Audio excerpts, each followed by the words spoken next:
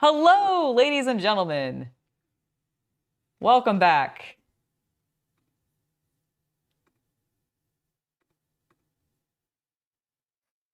There you go. There we go. There we go. All right. Here, give everyone like a minute. Post in Discord and stuff. Yes, I will. Let me get the new link up. I'll give everybody a second to come in. So sorry about that. For some reason, my internet just tanked and like, I was dropping so many frames. Yeah, you're live. All right, cool. Let me just go and find the link. Hello, Blue Ridge models. It's lovely to see you back. How you doing? Sorry for losing everybody. Go to live there. There we go. Welcome back. Thank you. I appreciate it. All right. Yeah, well, you know what? It'll be easier to clip through for the first part now. Yes. All right. Yeah, let's go ahead. All right, we'll get started with this video here again in just a second. Sorry about that. We will restart it just to make sure that we have a clean cut. But yeah, I have no idea what happened with that. We just dropped everything. It was kind of crazy. Let me make sure that my audio is still connected. Yeah, the video just started freezing and spazzing out and then shut off. Interesting. Welcome back, everybody. Welcome back. Yeah, the whims of the internet. I like to imagine that there's like fairies and they just come by and they're like, oh, you have too much data. And they just start taking it. And that's what causes the fluctuation and everything. Yeah, no, we're all back. We're going to go ahead and just do what? Does audio work? Let me check. Yes. It looks like we are working. Okay, so we're gonna restart this video just because I don't know where it cut off for you guys. And I definitely said a bunch of things. So let's go ahead and just restart it. I ummed a lot too much so far, so we're going to try to stop doing that as much. You blame the interwebbery. I also blame the interwebbery. How dare it be so web-like? And when you do begin clapping, it actually gives me a good place to like start the edit. Yep, there you go. I'll give you a good clap. All right, guys. Let's begin. 3, 2, 1. Welcome back, everybody. Today we got a brand new video from Gundam Assembled talking about the various types of events that the system is going to support. So without further ado, let's jump straight into this and find out about what events we're going to be getting to. Which I'm very excited for because I actually want to try going to some of these events, depending on what they are. For Gundam Assembled today, we're going to talk about the BTG system, how you can use it to sign up for events, and then get into what are the events that you can look forward to in the early days of Gundam Assemble after launch. I don't think I know what that means yet. We have to kind of explain Buy the Gundam? BTG, right? Yeah, exactly. So BTG stands for Bandai Tabletop Games, and it's a brand new app. Bandai Tabletop Games, actually. Buy the Gundam. Not only does it work for the Bandai Spirits okay. events, but any of the local events. Okay, so this is for official events, and then supposedly, I think I cut him off a little bit, but it sounds like it might also be for organizing the local events too. So I wonder if stores are going to be able to use this app then to create their own events and then have people come to them, which honestly seems pretty logical to me. I don't know how many other studios do that, but I kind of like the idea of it.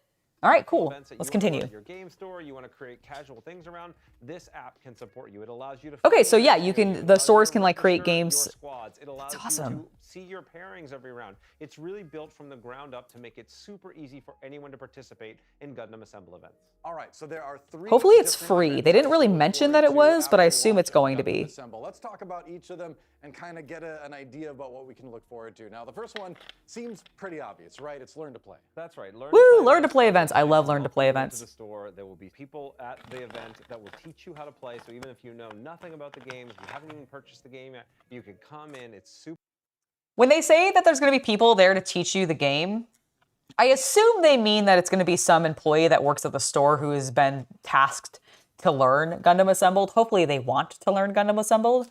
But like, I can't imagine that Bandai is sending out like official Bandai reps in the same way that they do to conventions to teach the game. Although, you know, at the conventions, how often is it like an actual person who's employed by the company, and how much is it like a fan volunteer? I wonder. I know that like when I talked to some Games Workshop reps who taught me how to play Underworlds for the first time when I was at Gamma, like years and years and years ago, they were GW reps specifically. Like they worked for Games Workshop, and that's what they did, is they went around to these conventions and did this stuff. So I assume the con reps are probably all like that.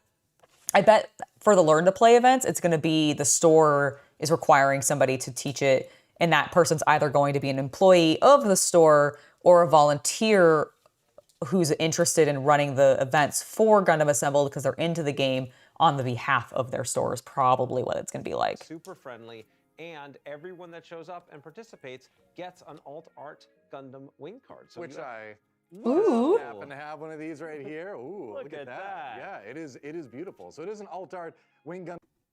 Alt art Wing Gundam. I find it funny that it's specifically just Wing Gundam 0, because I'm like, Bandai has learned that America specifically is like obsessed with Gundam Wing.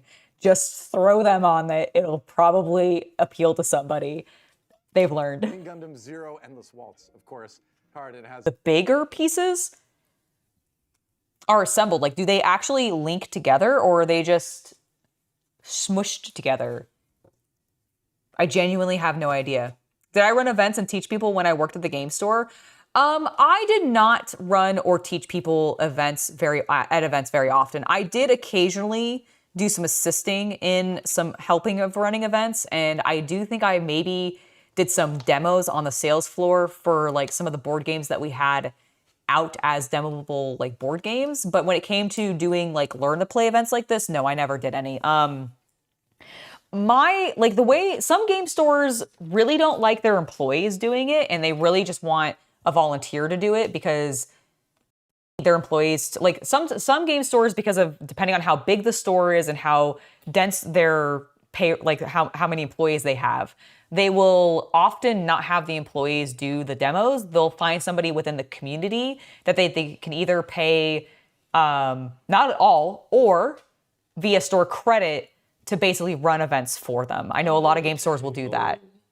Do what? Under the table. Yeah, basically under the table stuff, but like basically going, hey, we know that you're into this game and we know it's coming out and going to have a teaching thing. Would you mind doing some teaching demos for us? And as a reward, we'll give you the starter set for when it comes out free of charge. Like it's that kind of shit. And so like, I think that happens quite a bit, or at least it used to. I don't know if it does modernly, but generally I've always found that it's not the staff at the store that's learning the games and teaching it to people when it comes to this kind of stuff. When it comes to this kind of stuff, they're looking for somebody to run the events for them because they cannot afford to also have their employees running the events usually, while also maintaining the store and not like having things get stolen, it looking like shit, et cetera, et cetera, et cetera. But I don't really know because I haven't worked in a game store in like 6 or so years. So I have no idea what it's going to be like again.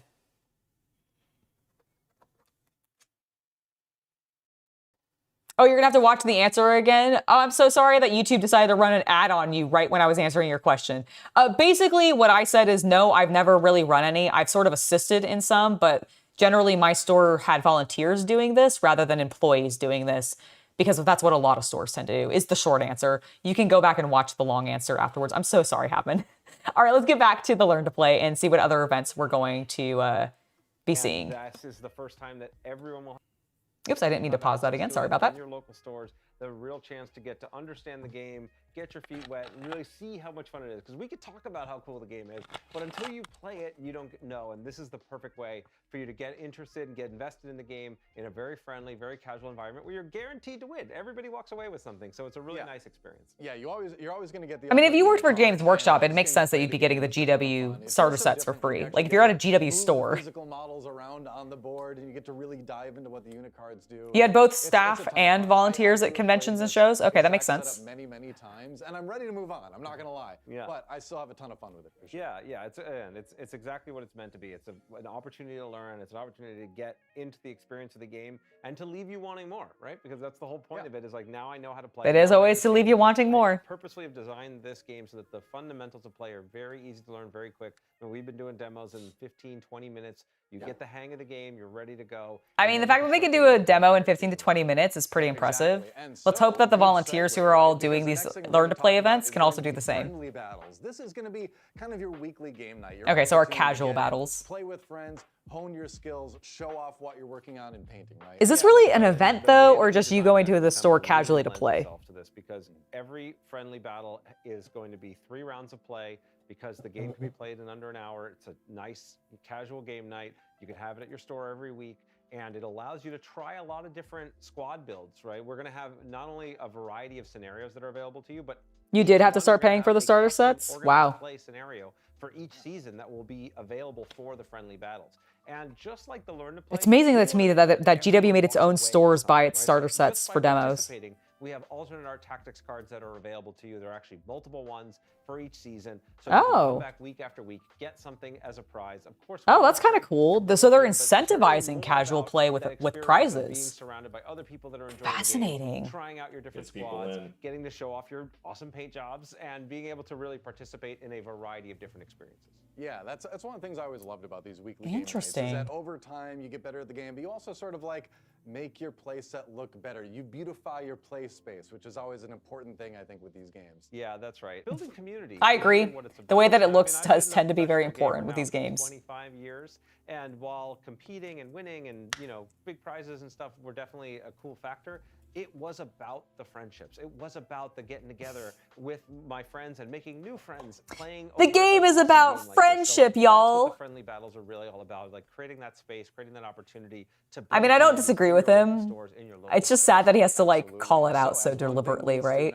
You get some experience with the friendly No, battles, it's and about that's destroying time the Earth to Federation focus on scum your for the fun, name of the right? Space You're ready to Noids. compete, you're ready to really go for the win. And it's The not so hard Challenger anymore. Cup, huh? All right, so this is their official I stuff. started off as a pro gamer myself. This is the area where I really shine. And while I think the friendly battles and the community is the most important thing, having something to aspire to, having something where you can really test your mettle and show what you can do is what the Challenger Cup is all about. And so at the end of each season, there's going to be a Challenger Cup available in each region. And in those Challenger Cups, you actually have a much more sophisticated play pattern because there are multiple scenarios that you will play in a single Challenger Cup. And you will bring multiple squads to the Challenger Cup. So thinking about how you want to bring the different squads and how you want to pair with the different scenarios starts to become a really interesting strategic factor. And in this one, it's not as much about the participation prizes. It's really about that competitive edge and see how well you can do and test your mettle against the best players that are available in your region. Yep, that's right. That's, you know, I come from a competitive gaming background, but on the commentating side of it, I was never good enough to actually win. But I'm looking forward to watching some of the best play out there and maybe yelling about it and getting excited. I'm gonna be curious to see what this competitive like Gundam Assembled is gonna end up looking like. I haven't seen like the full gameplay going in yet, so like I am very curious how like rapid It it's will gonna be. look magnificent as the Principality of Zeon rises to the top and looks down upon the Federation scum scattered beneath its feet. Excellent. All right, so we're gonna get some more participation prizes for event exclusive stuff for the Challenger Cup Rising. It seems like I couldn't. Let me go back just a smidge. Because I was talking, Chaos Cultist and I were both talking over that. And there will be prizes for those that have the best painted figures, as well as those who raffle stomp all of their. Okay, so they're not only doing prizes at official competitions for the winners, of course, but also for best painted. I like that. You got some Sig Zeons in chat. Hey, well, I mean, that's a relief for me, but, you know, those of us who do competitive painting, we know that's a real competition too, right? Good so men. We had to include something like that, obviously, for something as prestigious as a Challenger Cup. So there you have it, 3 different events for 3 different levels of play, and they're not just really like different types of player, really, they are kind of like steps as well. One leads into another, and so someone who can go from never having painted a Vinny, never having played a tabletop miniature game, to competing, you know, through these 3 stages. Yeah, that's right. And as you get more comfortable from the I don't know anything, so I'm going to join a learn to play where there's people there to help me learn, to the hey, I'm starting to get into this and playing in the friendly battles. And one of the things that's really useful is the unique organized play scenarios that are introduced in the friendly battles, those ones will also be used in the Challenger Cup. So playing in the friendly battles will get you familiar with the very scenarios that you're then going to play in a more competitive environment. So it's really a great stepping stone, and we cycle that through every season to make sure it feels like a My one sad thing, like, I love everything that they're saying. Like, I feel like I'm about to be extremely critical of this video in a little bit, in a way. But I am, like, I want to clarify that I appreciate literally everything that they're saying. And I agree with also it, because that you should be able to immediately go from a learn to play event into the friendly casual play events and then build yourself up in confidence into your competitive events. That is literally the cycle that is meant to happen. The fact that they are calling it out, approaching it in that way, and and having to like discuss it makes me so sad, because I'm like, shouldn't this just be intuitive? Like, we shouldn't have to make a big deal about this as if it is special or unique or going to be like the best. This is what all games should be doing. The fact that we're having to make it seem like this is a unique experience or something, which is what I feel like is happening here, kind of blows my mind a little bit. Like, I'm not gonna lie. Not just kind of one-off events. That makes a lot of sense. Well, we talked about what is contained in these events. Now let's take a look at the schedule we can look forward to. So here's the schedule that goes over what we can expect to see events-wise in the first kind of span of Gundam Assembled's life cycle here. So so Challenger Cups are coming in January and August if you're interested in the competitive stuff. Not only are they happening the entire time, but they actually start a month ahead of when the game releases. Yeah, I was gonna say, I didn't think the game came out until, well, actually, that's not true. There is something releasing within this period. I think in October, if I recall in the last video we watched, there was like a timeline as well. And I think in October is when the smaller of the starter sets, I had my eyes closed there because I was thinking really hard about what we were doing. I think the smaller of the starter sets is supposed to be releasing in October as like an early thing. And then I think the deluxe one doesn't come out until November. But it is interesting that the Learn to Play events are happening like beforehand, but that tells me that the game stores then were able to pre-order starter kits to be able to do Learn to Play events. I'm wondering how many they were able to order. I wonder if they were limited. Like, because if you have like a really big game store that is known for wargaming and you want to get this going in your space, like ideally you'd probably want like 2 Learn to Play tables set up, right? So I'm curious if they like limited the store to like 1 per, if you could order multiple, or like what's going on with that. So genuinely don't know. Very not sure, but like I do like this lineup. This little gap here in the friendly battles is so weird to me. Like, why not just have it be New Year's? I guess so. What's be battling at Christmas? What's this? Okay? So what's the gap in March and April then? White Day. Okay, well, why aren't they caring about like Valentine's Day or Thanksgiving or like actual like other holidays? Like, why are they? Illuminati conspiracy. Oh, Illuminati conspiracy. Okay, that makes complete sense.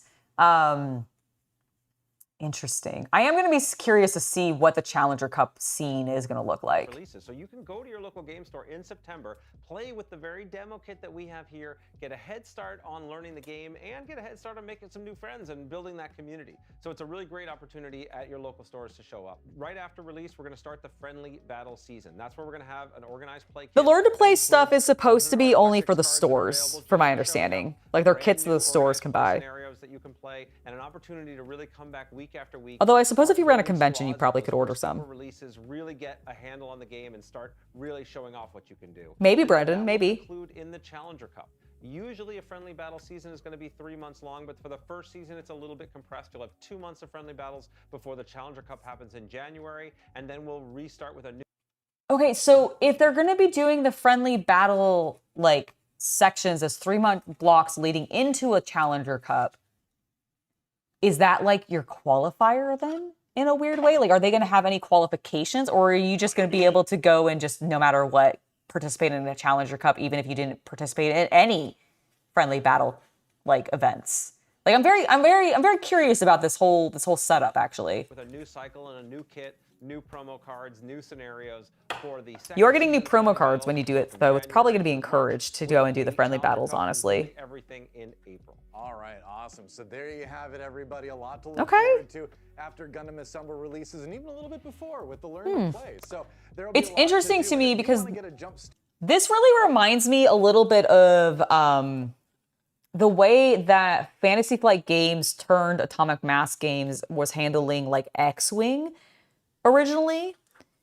Because I remember at X-Wing events, one of the key things was like there was always like a card you would get if you participated in the official tournaments for X-Wing that would give you like new rules for a common vehicle or something like used in the game is usually what it was. And so I like that they're taking like that similar approach. I'm curious how the variety in the cards is going to, like, how different are these alternate cards that you might be getting for some of these units at the friendly battles / at the challenger events? Like, how different are they going to be? Are they going to give you that hyper competitive edge? How easy are they going to be able to get a hold of, like, once that event's over, etc.?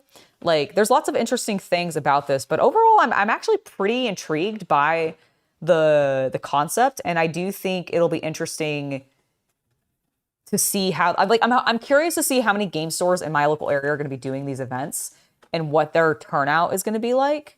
Because I am interested in this game. I mean, I pre-ordered a bunch of material from it. Not only because I just love Gundam and I think the models are really cool, but I actually think the gameplay looks interesting. So you're definitely going to be seeing more from Gundam Assembled from me. I'll keep giving you guys updates as we find them.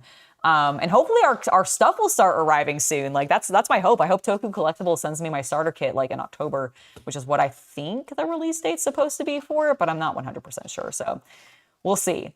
All right, guys, before we move on, I am going to go ahead and take a small break, and we're also going to need to move the cameras and stuff. So I'll see you guys in a little bit. Hopefully we don't drop a bunch of frames again. Really sorry about that, but see you guys soon. I'll be right back in about 10 minutes or so.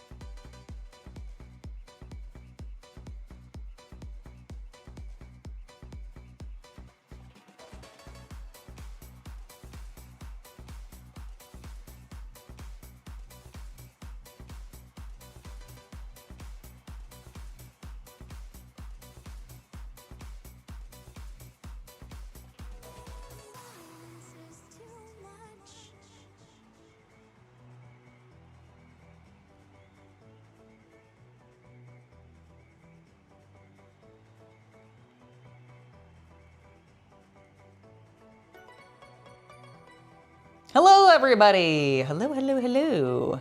Okay, not as bad as I thought, G.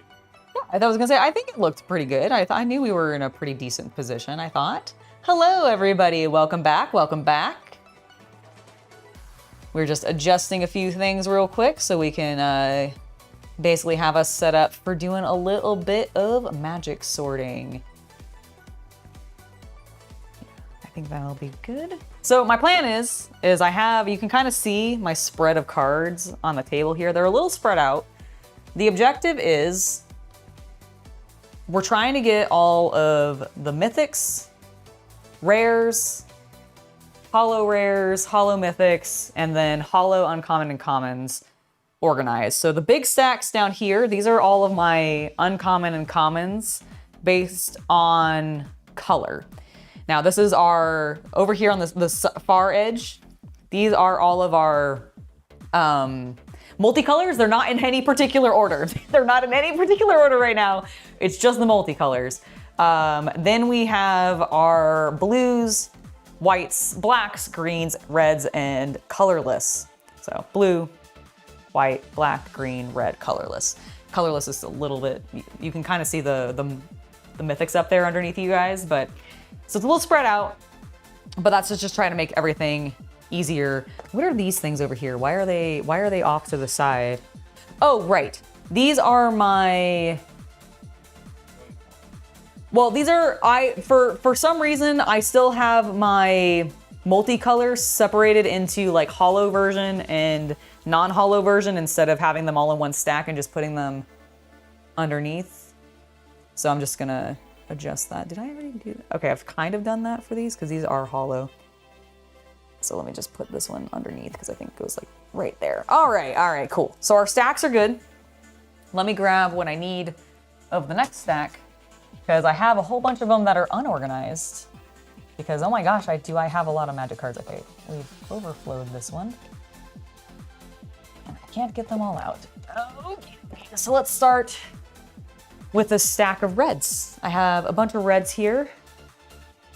I'm gonna scoot over a little bit because we're gonna need this section, and I'm just gonna organize. Thank you guys so much for the welcome back. We have a lot. We're not doing this by set. We're not doing this by anything other than color and then rarity. And when it comes to the commons and uncommons for holos, I don't really care if they're like ordered in any particular way. I just want them all together. And really the main reason I'm doing it this way is because if I want to start like actually doing deck building, most of my deck building is predominantly going to be, honestly, if I'm not lying, it's just mostly gonna be commander. So I figured most of the time I'm gonna be wanting to search probably by card color first in regards to actually like locating something. Just figure that's gonna be easier. So that's what we're doing. That's how we're organizing this. I don't think that has holo. So I'm just gonna make a little stack of like holo versus non-holo here of our rares, because the holos are going on the top of the stack and the non-holos are going on the bottom of the stack. I don't think that has a holo. Yeah, I think this one does though. Do you? No, you have, you're a majestic creature. Nalfashini, a demon. All right, very cool. We have a lot, these are a lot of the D&D cards, I think. Descent into Avernus. Who would have guessed? All right, that's also a rare, also a rare. But yeah, this is, I spent like so much time yesterday doing, oh, look how cool that one is.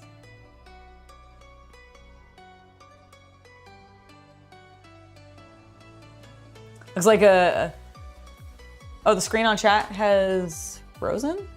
Looks like the screen chat has frozen. I'll do a little refresh real quick then. Refresh. All right, should refresh it, and if you guys chat now, hopefully it'll... Is that updated? Looks like it. Yes, I think so. Is the bottom message the same for half? I can't see. No, it was... Oh my word, it's not that simple. It didn't, it was not updated at first because I saw something that I didn't even see him say. Very caught up. Okay, there we go. All right. I don't know what is going on with that today. All right. YouTube is effed. It's so true. Like, considering like we had videos deleted again for no freaking reason. Like, I just genuinely don't get it. I don't think, are you a hollow kobold? I don't think you're a hollow kobold. I think you're a normal kobold. Well, no, I think you are a hollow kobold. Are you a hollow kobold? Yes. Sometimes it's so freaking hard to tell with these like gloss sleeves on it that I'm like, okay, I don't think you're hollow. You both don't look hollow. That one is hollow though. You can kind of tell, like this is the non-hollow and the hollow. Can you tell? No, you cannot. It's very difficult at least. All right, but we have a nice pile forming. Also non-hollow, hollow, hollow. Non-hollow, hollow. It means that I had one non-hollow and then I had a hollow.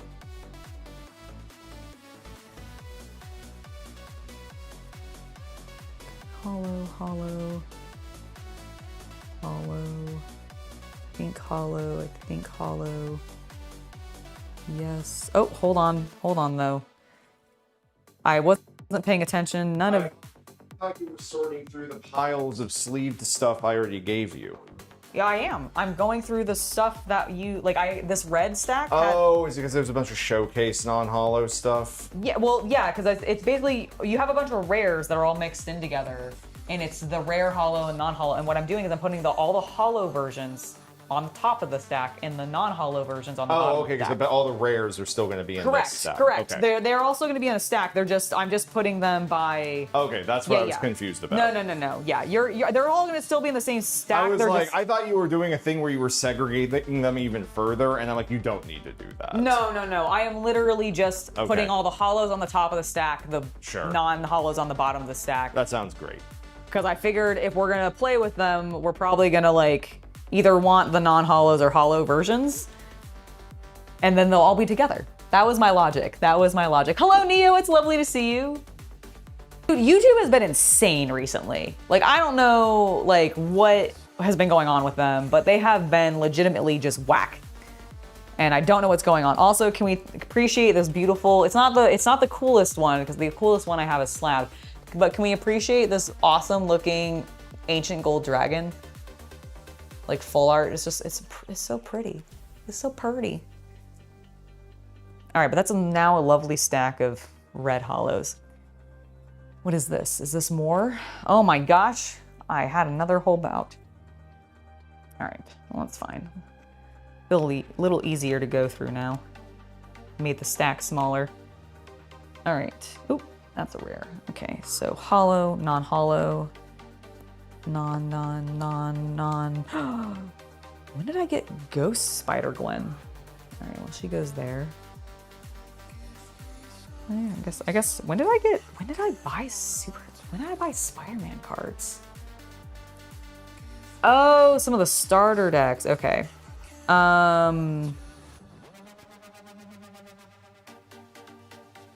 What are you from? Kavu Pilot? Is this from an IP or is this from Magic, like, normal canon? You got an adult in another 20 minutes or so, but you're gonna be nearby. Excellent. Well, thank you for stopping by.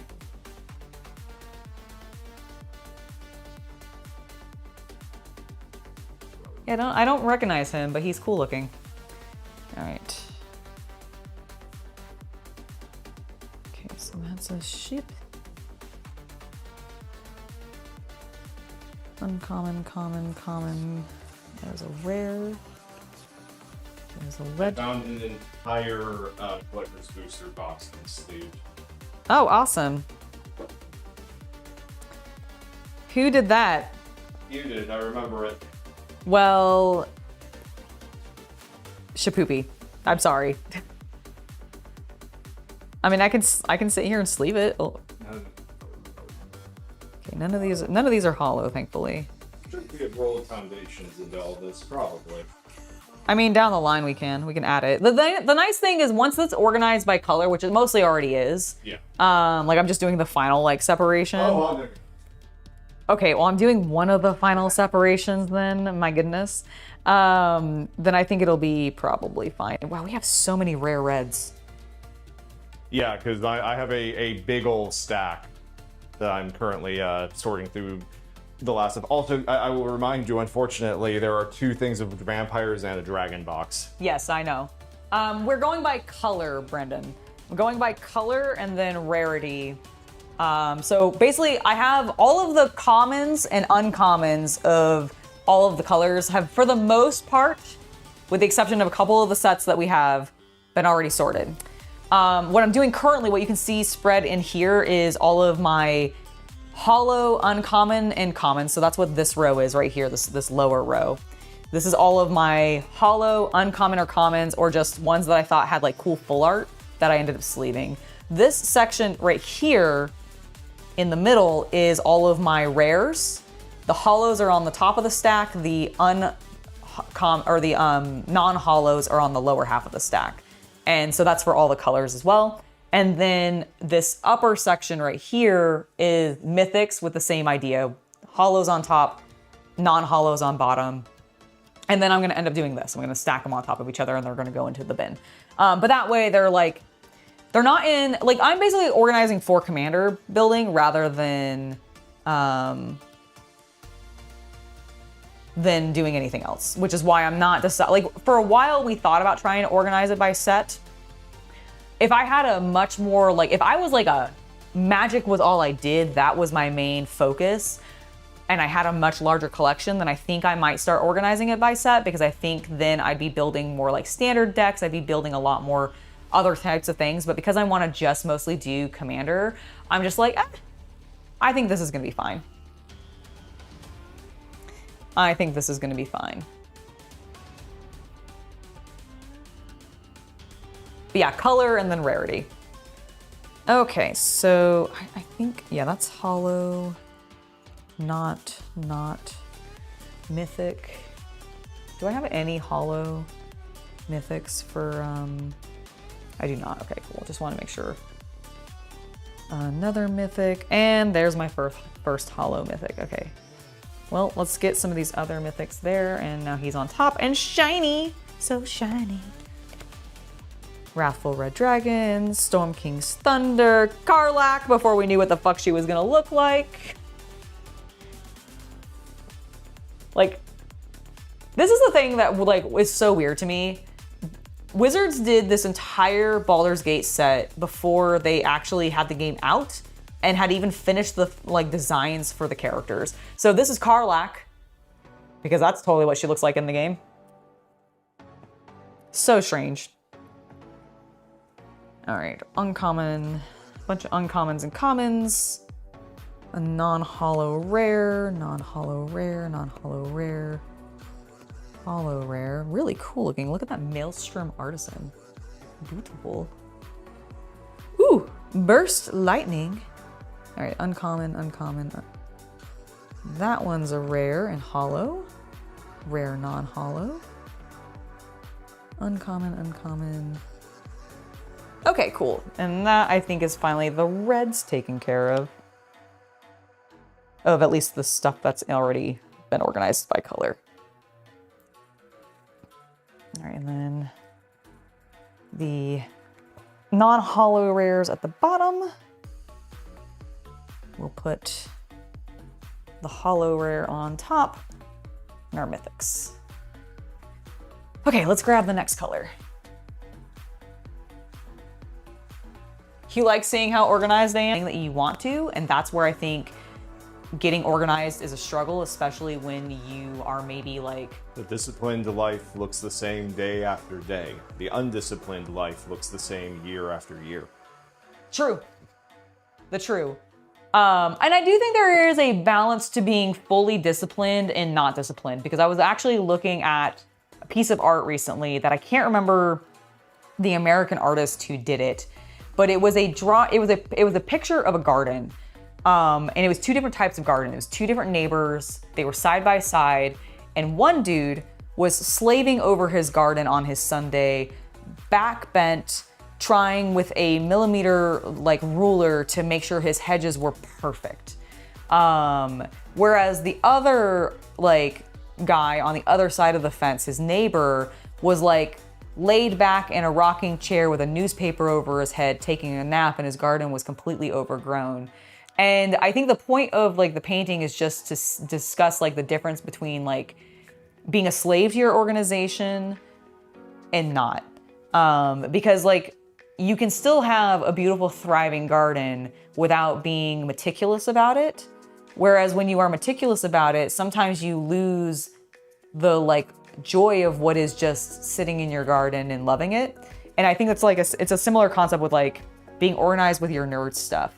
Like you can live in some disorganization. That's fine. It's a matter of like how much you let that happen. Thank you so much, Havman, for the 32 months. Since last stream, you had your birthday and reached 32 months, another step closer to 3 years. You hope it never gets old that you say that you both are the best ever. Well, it definitely doesn't. Thank you so much for the continued support, Havman. I really appreciate it. And congratulations on, or happy birthday, happy belated birthday. I know it was like, I think, well, I don't want to dox you or anything, but I know it was recently. Happy belated birthday, and thank you so much for 32 months. That is amazing. Like, that is absolutely amazing. He jumped cups standing right next to me. Spooky. So spooky. That one is hello, and that one is not. There is a slight difference, which is kind of making it easier to tell, but it's not always easy to tell. I'm not gonna lie. That is an uncommon, common, rare hollow, non-rare hollow. Ooh, cool looking mythic. Don't know if it's any good. Magecraft. Whenever you cast a... Hold on, I have to sneeze. And I'm gonna make all sorts of weird faces to try to prevent it from happening. Whenever you cast or copy an instant or sorcery spell, draw a card. Huh.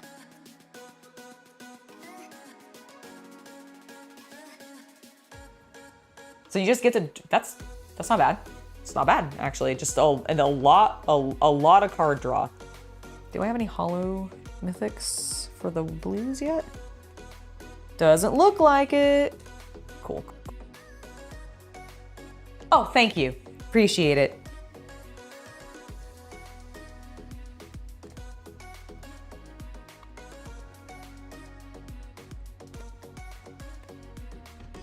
Okay, this looks like a lot of uncommon commons, thankfully. Let's just make this a little bit easier. Let's wait till we get to our first rare. There we go. There we go. There. So many non-hollow rares. All right, are you both hollow? I can't actually tell. Wait. Are you? No, you're unhollow. You're hollow. Annoying. Hollow.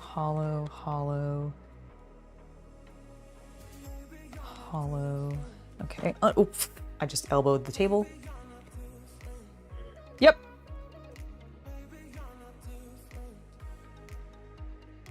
There we go. Ooh, it's a cool looking one. You're not a blue card at all. Who organized these? Yep. Sure she did. I can't believe you're blaming my cat. Oh, I see. You were there and therefore you know that she did it? Okay.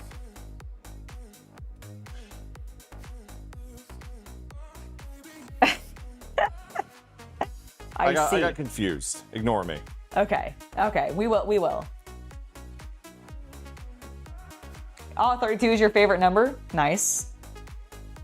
All right, that's the blue cards taken care of. Okay. Let's grab next stuff.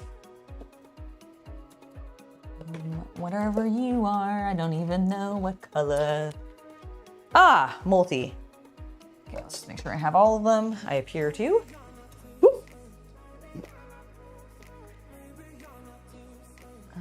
Okay. Non-hollow, non-hollow.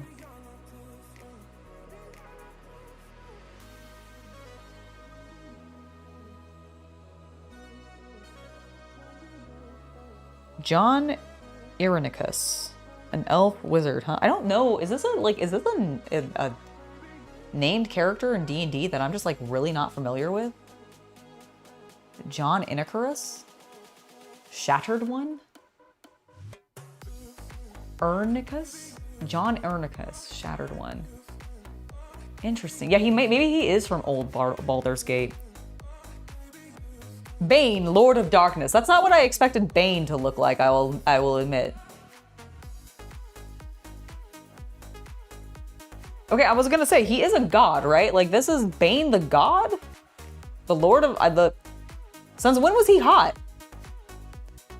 When did Bane get, like, a ripped chest?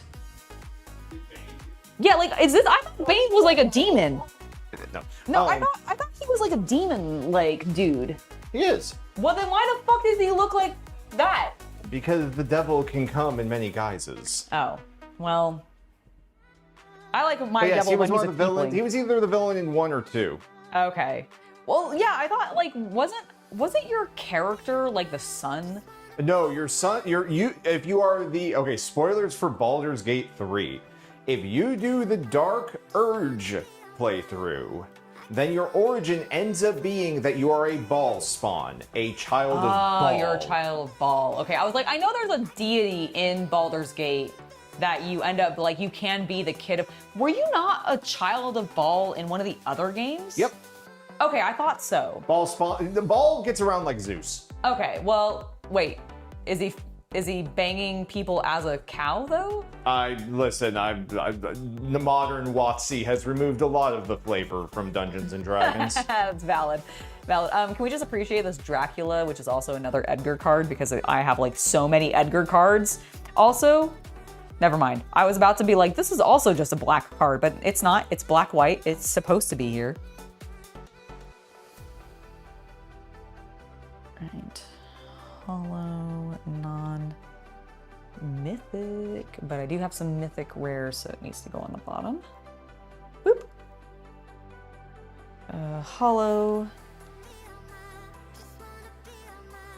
That one's a uncommon, not a rare. What are you doing in that stack? How many times have I done that? Hopefully not a lot. Another rare, hollow rare. I think a non-hollow rare, okay, uncommon, uncommon,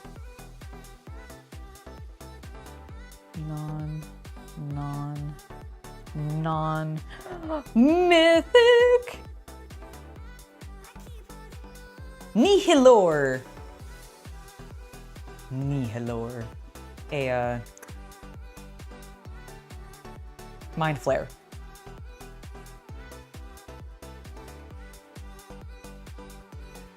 And then Zephyrus. Not nearly as cool as Niflor. Hurl through hell. Xanathar. Guild Kingpin. Look at him and his stupid fish. Oh. Look at the fish. Look at the fish.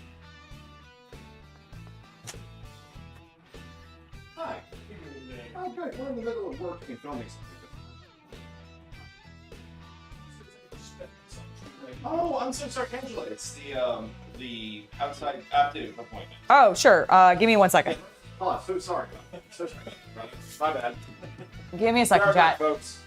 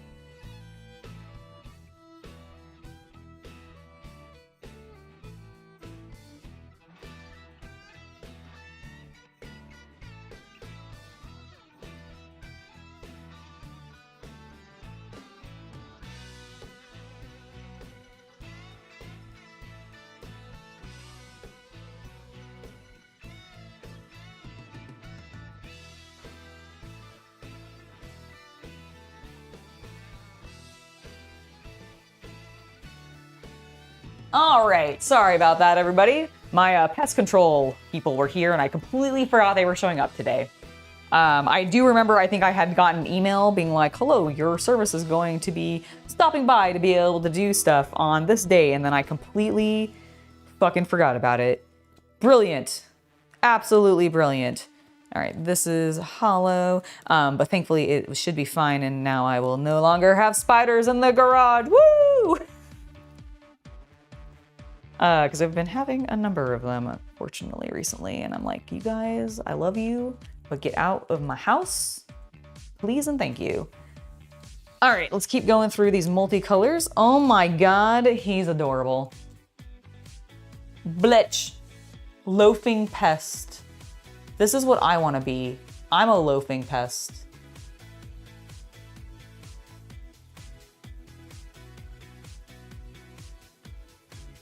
He's so cute. Whenever you gain life, put a +1/+1 counter on each pest, bat, insect, snake, or spider you control. That could be a fun deck to build around. I like that, and it's black-green, which I'm not like, wait, how do you... Black-green? Does black-green have a lot of life gain? Interesting. I feel like that's miscolored a little bit, I will admit. But then again, I guess like maybe you could just add... What the fuck? Is that an otter bug?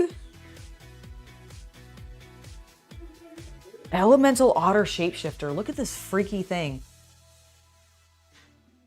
Look at that. He's so cool. He's mythic rare too.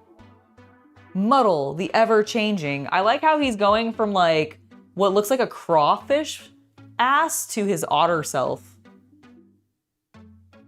which is very, very cute. All right, he goes on the bottom here because he is a mythic. So fancy. Culling ritual. And then, okay, we got uncommon, uncommon, uncommon, uncommon, uncommon, common. Perfect. Go there. We got another mythic. Mythic. Excellent. Raphael, fiendish savior. He's hollow. Alondo, the seer. Lovely. Oh, there he is again. Alondo, the seer, but this time slightly different. An invoker. Bane, Lord of Darkness, but this time hollow. Ragadraga? What an amazing name. Ragadraga Gorgut Boss. Ragadraga Gorgut Boss. What a beautiful lad. Are you hollow? You are hollow, I believe. Asterion, also hollow. Mercule, Lord of Bones, also hollow. Mirim, Sentinel Worm.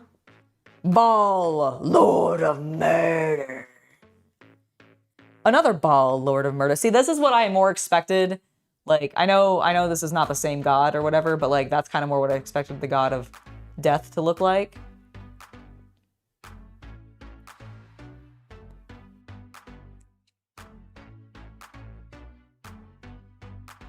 You spend half your day with turn it on, turn it off, or on, and then unplug it, plug it back in. I believe it. That is like most IT like recommendations, right? All right, so we got another Raphael. We got Mazzy. Are you hollow? I don't think so. This one is though. Duke is hollow. Mercule, Lord of Bones. Wait. Did I not have? No, Ball, Lord of Murder. Okay, sorry. Jan Jensen, Chaos Crafter. Bane, Lord of Darkness. See, why is Bane, why does Mercule and Ball? Okay. One of these is not like the other for our evil gods. Or I guess our gods based around death. We got like creepy, like goblin creature. Like kind of looks like Nosferatu. We got like a skull wraith thing, and then we got hot man with flames. Ridiculous. I want to see him in his true form, not Hot Man with flames.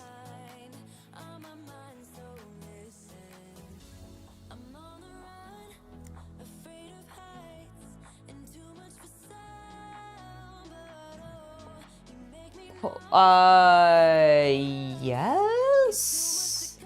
What would, I'm not really sure. Yes, they are just magic cards. I don't know what plain regular magic cards necessarily means to you. Like, what would you consider to be not regular?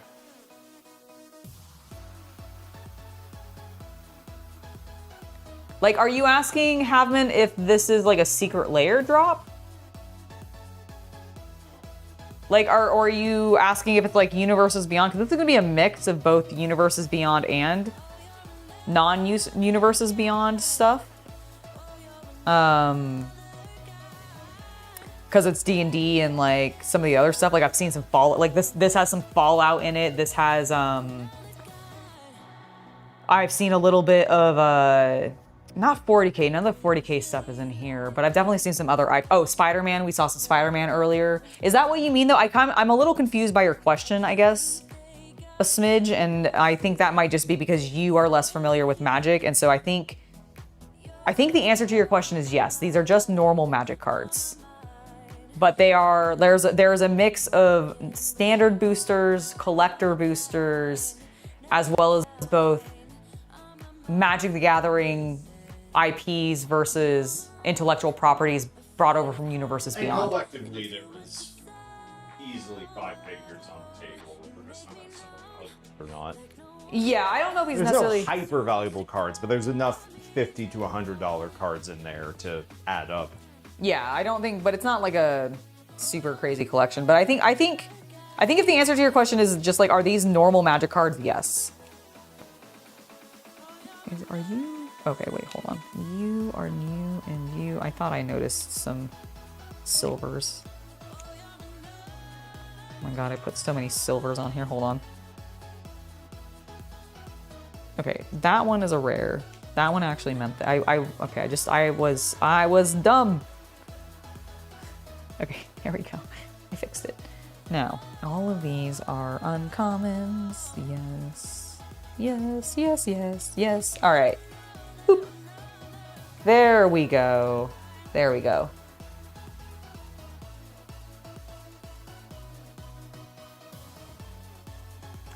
There are the holo rares. Let me go through and stack the non-holo rares at the bottom. I didn't even have table underneath them. Oh my god, they're so slippery.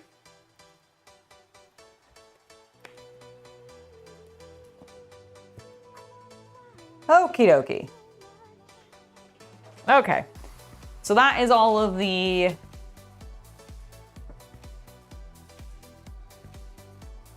multicolor cards gone through. What? Well, I meant like of the ones that you have already organized by color.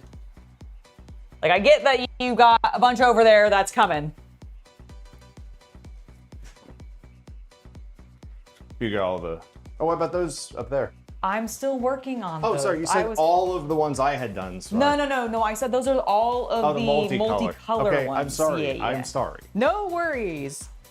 No worries. Okay, is this... Ladies and gentlemen, a reminder that we are trying to run a new promotion here on the channel, and if we can get some super chats, we will actually extend today's stream by 1 hour. It'll also force me to be the one who cooks dinner. It's true. Okay, can we look at these really quick, chat? Why are these different? I think these are identical. I don't think either of them are hollow, but they have slightly different colors.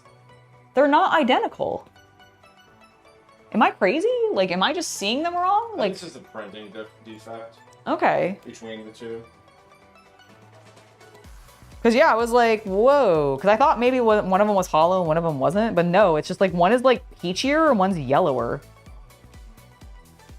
Fascinating. All right. Uncommon. Okay, let's not be dumb about this, Angela. Let's pay attention to what we're looking at here, please. All right, there we go. Uncommon, common, common. A rare. Are you hollow though? You are. The window's hollow, I can tell.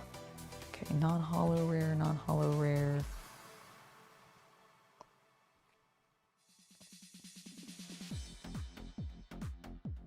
I'm not even sure why that is sleeved. I don't think it's...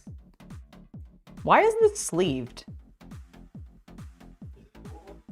Not really. Is it hollow? And I'm just... No, it's not hollow. Is it just really powerful? Like, it's not hollow, it's not full art, and it's an uncommon.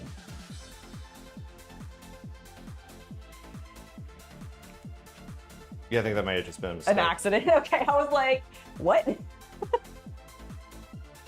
What? Oh my god. Look at this Pegasus. Urid, Mare of Destiny. She does look like a Mare of Destiny. Right, she's gonna go on the bottom though, because she's not hollow. Holy shit, that looks sick. That's just a common card too. Sometimes, like, Magic goes all out for their commons and uncommons. Spider-Man, Peter Parker. Again, I don't know where I actually got these Spider-Man cards. I don't remember purchasing anything Spider-Man specifically. So I'm a little confused where the hell they came from. But I guess I'll take them. I guess they'll be in that collection. Some start playing decks that we picked up a while back. Oh, start playing deck? Really? We got some Spider-Man start playing decks? Yeah, because they were free. Oh, okay. And I was genuinely like, oh, Spider-Man do not cards. remember like picking those up at all. Yeah, we got them from the game store. Okay. My bad. Yeah, no, it's totally fine. I just genuinely have like literally no memory of this. Dude, speaking of which, my sister, when she had me over at her place, she showed me this like fan art that she had, that we had like somebody that we knew. I don't even remember who it is anymore because I can't read the signature at all. But she had some fan art done of us at a convention called Heroes Con. And I remember Heroes Con. I have literally no memory whatsoever of going to this convention with her. Like, I remember going to Heroes Con, but never with her. Like, it is like, she showed it to me. She's like, do you remember when this was done? I was like, no, are you sure that's even me in that photo, in the fan art? And she's like, oh yeah, no, it's definitely you. And I like, the more I looked at it, I was like, oh yeah, I guess it is. I have no recollection of this ever happening. Like, it's just completely blanked from my brain. I love these Bloomburrow, like, full art. Like, they're so pretty. So cool. Make sure none of them are hollow, none of them are. Or sorry, not, what I meant to say is rare. All right, none of those are rare either, so we can put them there. MTG art is so much better than Pokemon art. You don't get the Pokemon attraction. I think it really depends on what set you're looking at for Pokemon, if I'm honest. Like, don't get me wrong, I think there is a lot more diversity in the Magic the Gathering art because they are not restricted to just the Pokemon and trainers. They are allowed to basically do whatever because of the different settings and such within Magic, both because of Universes Beyond, but also their own properties within that. So I do think there's a lot more flexibility in what Magic can do. Check out this white dragon.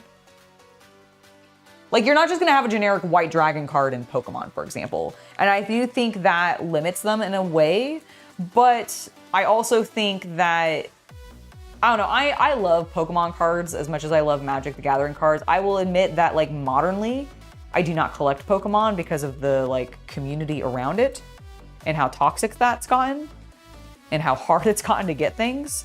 But beyond that, I actually still really like a lot of the Pokemon cards. Like, there is definitely a period where Pokemon, I completely think, dropped the ball on how they were doing some of their art and how they were doing some of their card design. And it definitely turned me off from wanting to collect more of it. But I also think that they did a really cool job with a lot of things. So I don't want to like completely say that I dislike Pokemon cards, but I think modernly, I think what Magic is doing is a lot more interesting because they can be a lot more flexible. You got the Master Grade Unicorn Gundam and a Master Grade Tall Geese Gundam. Excellent. No, that's awesome. It becomes difficult to collect them all. They're like, while Gunpla is significantly cheaper, for example, than like trying to get into Warhammer, it still gets expensive after a while to be able to get everything. Especially even if you're just like into one series. They've made so much of some of them that it's like, all right, well, I guess I'm just gonna drop $1,000 on, you know, the entire Gundam Wing HG grade stuff. And that doesn't even include like needing to buy, or not even needing, but like necessarily wanting to buy some of the more high-end kits, like the Master Grade kits or that kind of stuff. So I don't know, it's definitely picking and choosing, but all hobbies can be expensive. All hobbies can be expensive. It's really just the matter of you end up looking at what other people spend their money on and you're like, oh, I would never spend my money on that, but I'm gonna go spend my money on insert this thing here that other people would never spend their money on.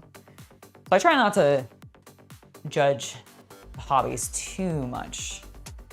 The only one where I'm like sitting there going like, that's really a waste of time is something like crypto or bullshit like that, NFTs.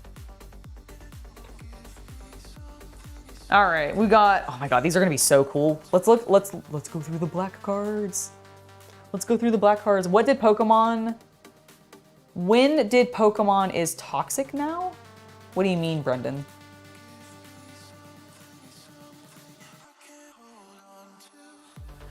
He is a white card because he is flying. Spider-Man tends to get flying as a keyword and most flyers tend to be white. But it's also because he is the like hero character. They do. They've also had, because they ended up doing stuff specifically with the, I almost called it Universes Beyond. That is the brand name that Magic does, but I Into the Spider-Verse, like because they were doing Spider-Verse shit, they have a Spider-Man of every color.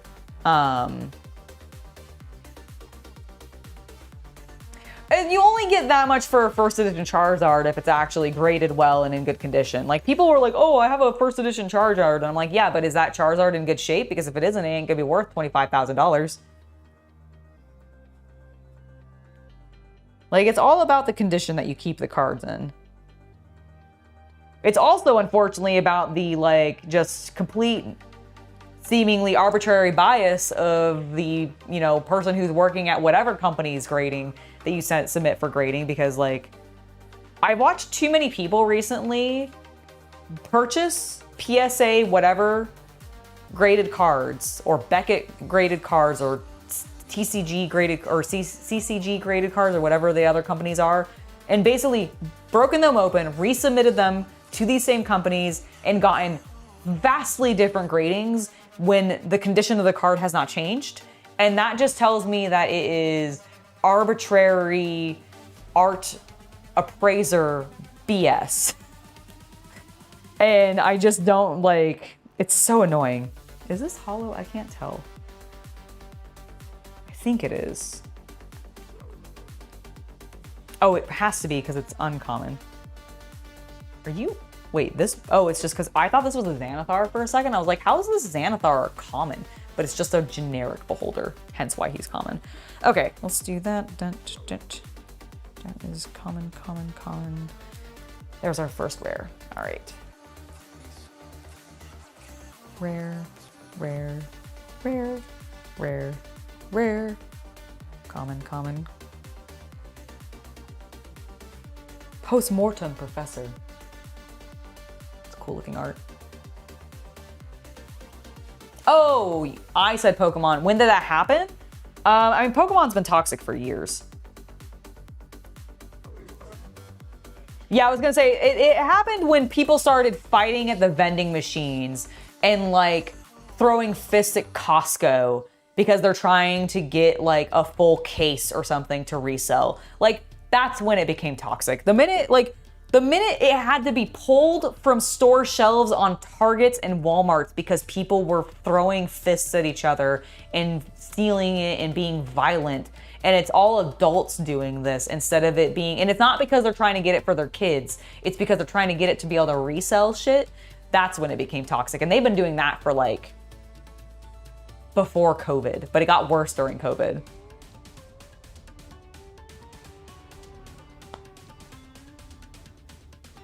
But I haven't really liked the Pokemon scene in regards to that, like collecting in years because of that, unfortunately. All right, mythic rare, very nice, very nice. We have had no holo rares yet that I've seen. We apparently have 0 holo rare blacks, but we have a bunch of just non-holo rare blacks. Woo, that one's cool. I have no idea what rarity you are.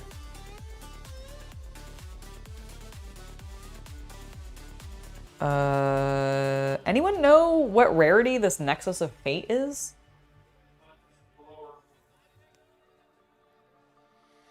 M? Mythic, okay. Then Mythic you are. Thank you. Ah, yes, you're right, okay. I genuinely don't think I fucking noticed that. That's amazing.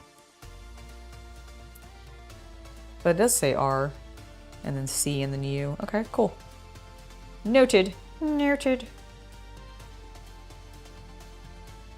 Alright, alright, and those are all also non-holo. Yeah, it's super dumb.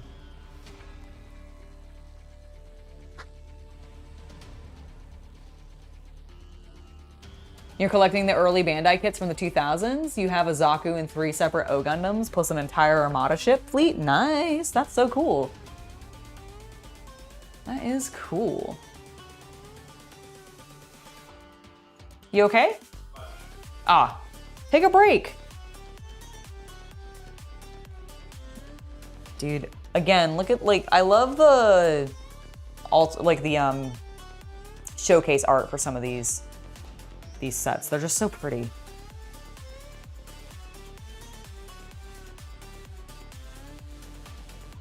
Common.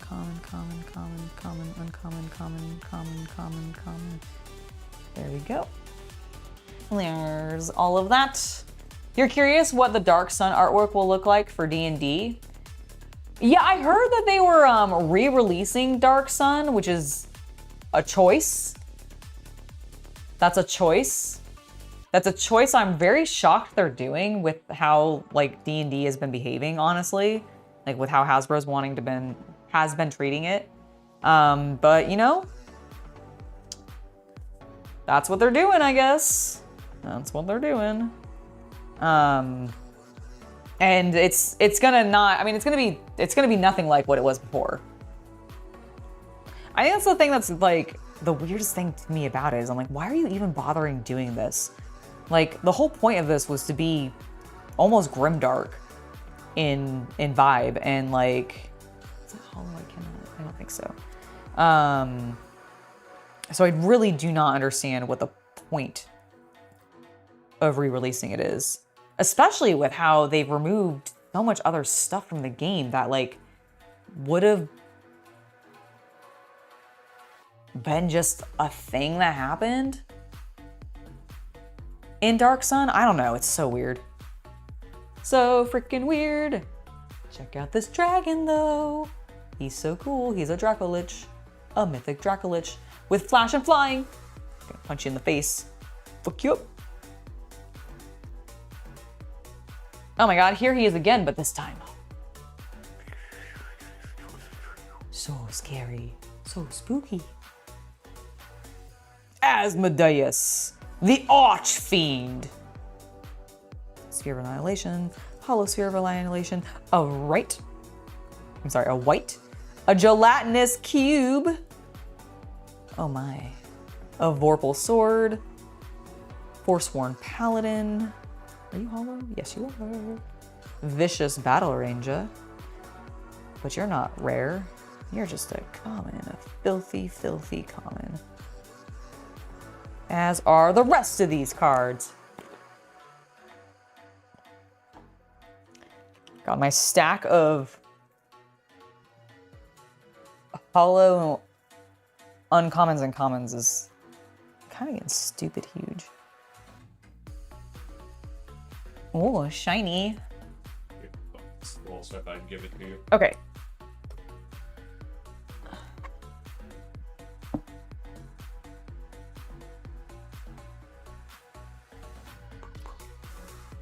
All right, let's see. Should we do, I'm gonna set this aside. Yeah, you can. Can you bring me my drink, please? Thank you. All right, I have one more grouping that CC is already pre-sorted, and this should be all of our greens, I believe. I think that's the only color we haven't gone through. And then we'll go through that deck box that he gave us. You love the gelatinous cube in D&D. It's a fun creature in tight dungeons. Absolutely. Dagger warrior. No, hold on. Dagger, Wisport.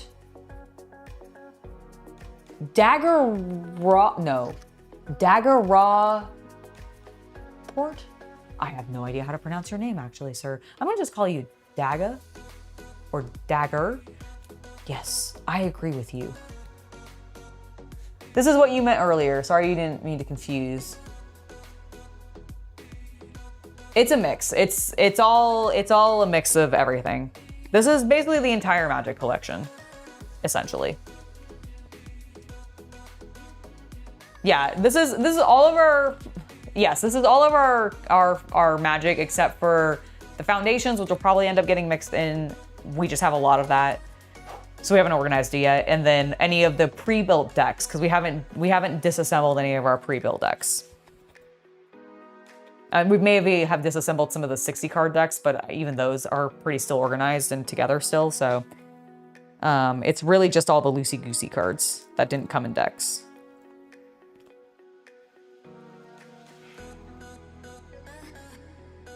Yeah, see, like here's another Spider-Man, but he's green this time.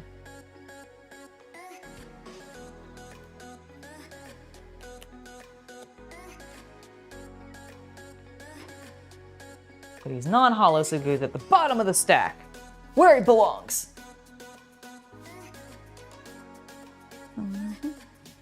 Those are all commons and uncommons. Rare, rare, rare. Ooh, another mythic. Garrick, Caller of Beasts. He's a planeswalker. Is he the green black normally? I know he's just green here, but is he when they did the, was it Ravnica? Yes, when they did the Ravnica sets, was he like, I know they had all the planeswalkers and they had them as like a, when you were going in to do the pre-release, that was the word I was thinking of. I blinked on it for a second. When you were going in to do the pre-release, I believe for Guilds of Ravnica, was he not black-green?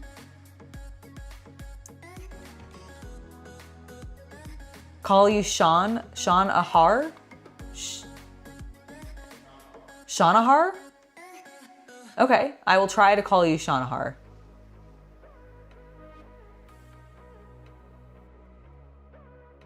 Riker Games has some badass card sleeves. Canadian made, nice.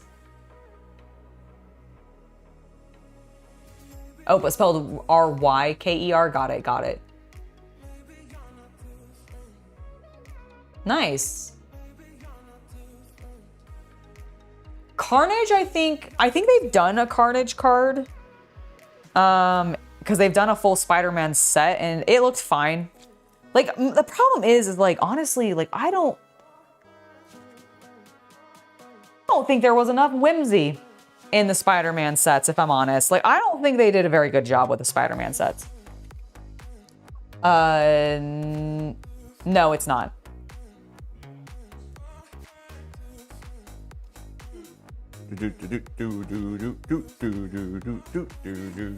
All right, my mic is hooked up. Cool. Yeah. All right. So the problem with the Spider-Man set not even cosmetically, because I won't speak to the art, but design-wise, is that the Spider-Man set felt like a set that could have mechanically been applied to any number of shonen fighting character heavy shows. You know, because of the huge number of every Spider-Man across the multiverse, they could do any character with virtually any background or flavor. Right? So Spider-Man doesn't have a rule set that was built to match Spider-Man. It just has a generic rule set. Yeah, they which kind was of developed, as far as we know, relatively quickly compared to, say, Final Fantasy's rules, which were developed over 3 years and were very closely tied to the IP holders who have, bluntly, a more vested interest in the storytelling of their IP than, say, Marvel and Disney do now. Yeah, and I think that's a lot of the problem with the Spider-Man stuff. Also, I just don't think I felt like the art felt rushed. Like it's not that I thought it was like necessarily like the worst or anything like that.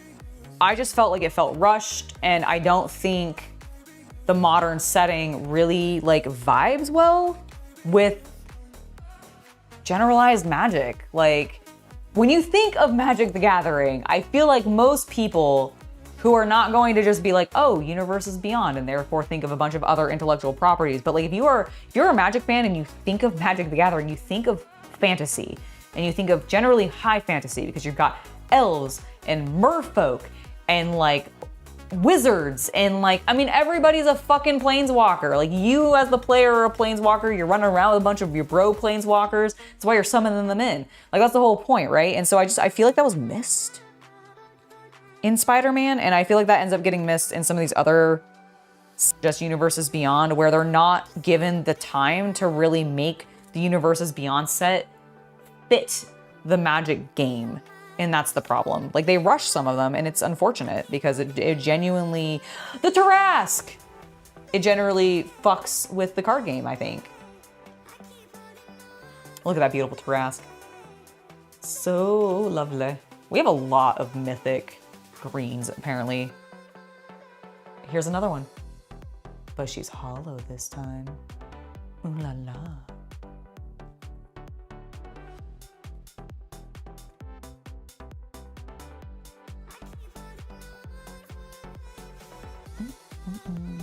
You are not a rare.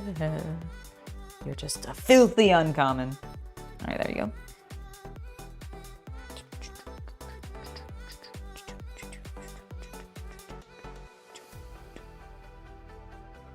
Why is this legendary enchantment an uncommon? What? Also, are you hollow? Yes, okay. Owl bears. Knoll hunter, dire wolf, underdark basilisk. A shepherd of find the path. Definitely not rare. All right, none of those were rares. Those were all uncommons and commons, so we'll go in that stack. Here is our non-hollow rares, our hollow rares, and bam. Let's move on to this guy.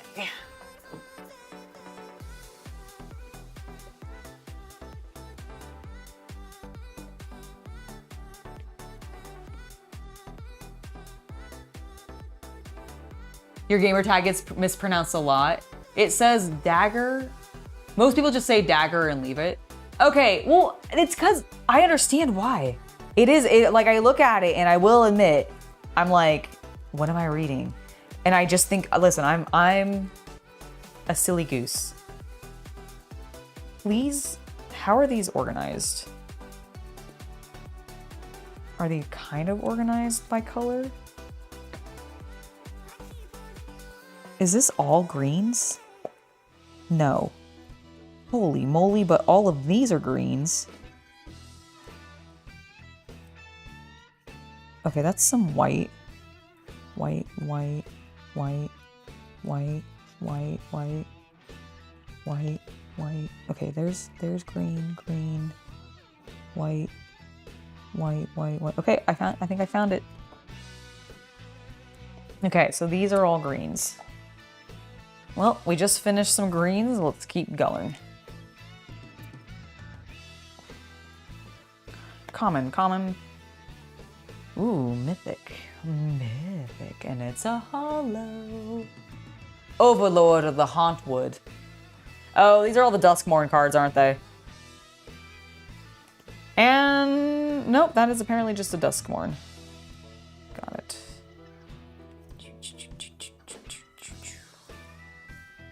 Noted. Noted, noted, noted. All right, well, that won't be too bad to go through then. Because I honestly expect a lot of these to be just commons and uncommons. Ooh, I like the Shared Roots uncommon. That's pretty art. Nice little full art.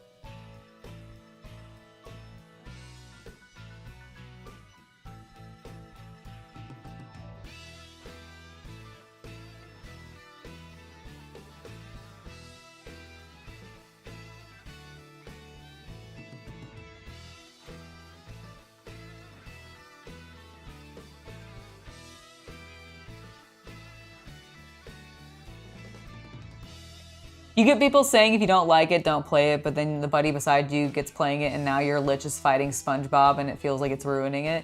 I mean, I kind of get that. Don't get me wrong, I do think there's some IPs, like SpongeBob's one of them, Spider-Man's another. Basically anything that is in a semi-modern setting, I genuinely don't necessarily think it works super well with the card game.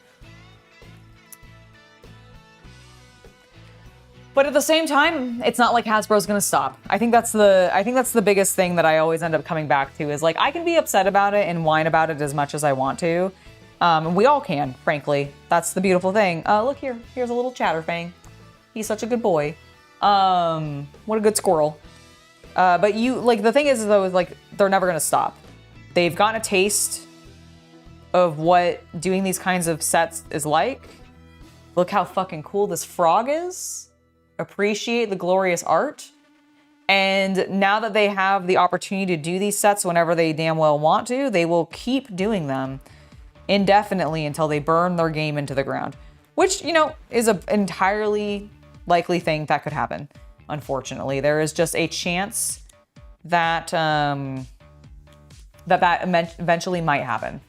That Magic will just become less of about the game and entirely about the collecting. And I'll be sad when that happens. But it is what it is. We kind of just got to deal with it.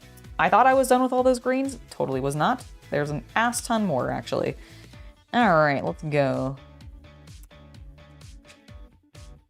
That one's hollow, I think. And neither of those two are hollow. Yeah.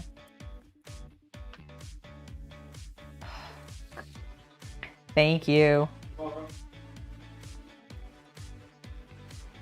Look how cool this raccoon is. He's a sharpshooter. Here he is again in hollow. And then here he is again in another non-hollow. Oh my god, here he is again in a different art style. Oh hey, that was apparently the one we got in our, not our collector booster, in our because it got the little 2024 pre-release set. Fun.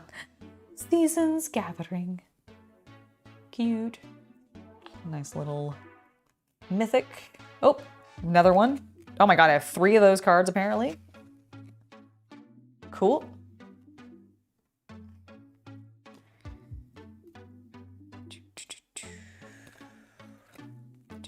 Dun, dun. Boop. Rare, non-hollow. Or sorry, uncommon commons. Rare, rare, rare, rare, rare. Hollow rare, rare, rare, rare. Mythic. What a beautiful lady. Averbrook Caretaker. We got an Overlord and a Nightmare and another Nightmare and another Overlord, not hollow. Uncommon, common, common, and 2 rares at the end. Hollow and hollow, all of which are hollow. Okay, let me deal with this little stack he handed to me. Hollow rare, ooh, I like him. I like the canopy gargantuan. Beautiful art. Okay, I also like the brood collar scourge. I am so hungry right now. I'm not gonna lie. You haven't played MTG since the late 90s. It's changed so much. It has. It has changed quite a bit. That's accurate. Dude, some of this art's just really nice. Hollow. I think you're hollow. Nope, you're not hollow. Not hollow, hollow. You think CCA and I for changing how you looked at MTG and the types of people that play it because of your past horrible and angry experiences with the people you tried to play it with back in high school? Yeah, unfortunately, like, Magic does have an unfortunate stereotype of if you get in with, like, just people who are being a jerk, who are just there. What? Yeah, basically, tryhards can fucking ruin the game. 100%. And it's unfortunate that that happens because it is not uncommon, but that is the case for literally every game you will ever play. All tryhards will ruin a game by trying too hard. Like, it makes it unfun. They tend to be relatively, like, honestly kind of cruel with their deck builds because they're just there to win and that's all they give a fuck about. And it's not about, like, enjoying the community or making friends or anything like that. And yeah, I completely agree that tryhards can totally fuck things up, which is unfortunate because realistically you would hope that people could be chill and just be like, let's play a fun game together.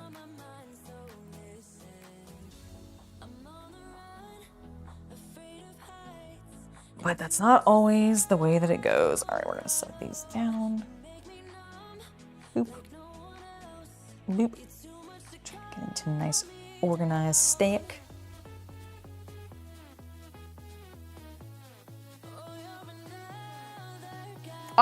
Here's the thing. I personally, even to this day, do not really enjoy playing like a 60 card game very often. If it is a draft scenario where everybody is kind of on the same footing because we're all opening packs and just having to build our decks around the packs that we get to open, I feel a lot better about it. I will happily play a 60 card game of draft Magic.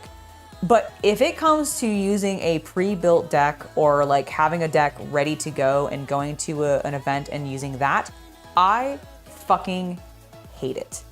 Mostly because I feel like the people who are often like going to tournaments to play with those types of decks are the try-hard, min-max, I'm gonna build the most brutal, unfun deck to play against humanly possible because my only objective is to win this tournament where yippee fucking do, I get a couple of extra packs of Magic cards.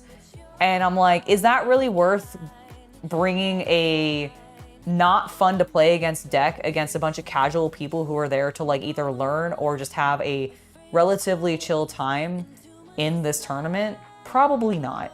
But too many people like end up doing that, unfortunately. So like the only events I really go to for Magic are drafts, and mostly pre-releases, because I find pre-releases tend to be pretty chill. Everybody's mostly on the same page because we're all kind of new to that set and we're all figuring things out. And so while there might be some people who did some like extra research and stuff, it's not to an insane level that really makes you feel like you're, you know, a loser for not having done it the same thing. And I think that's like my biggest problem with the 60 card deck play style is it just encourages that like approach, I feel like, for some of these hardcore people. Whereas I very much more prefer, I swear to God, stop bringing me green cards.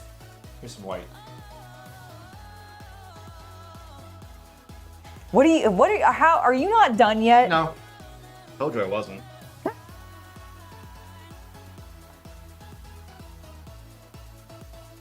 You think I was kidding?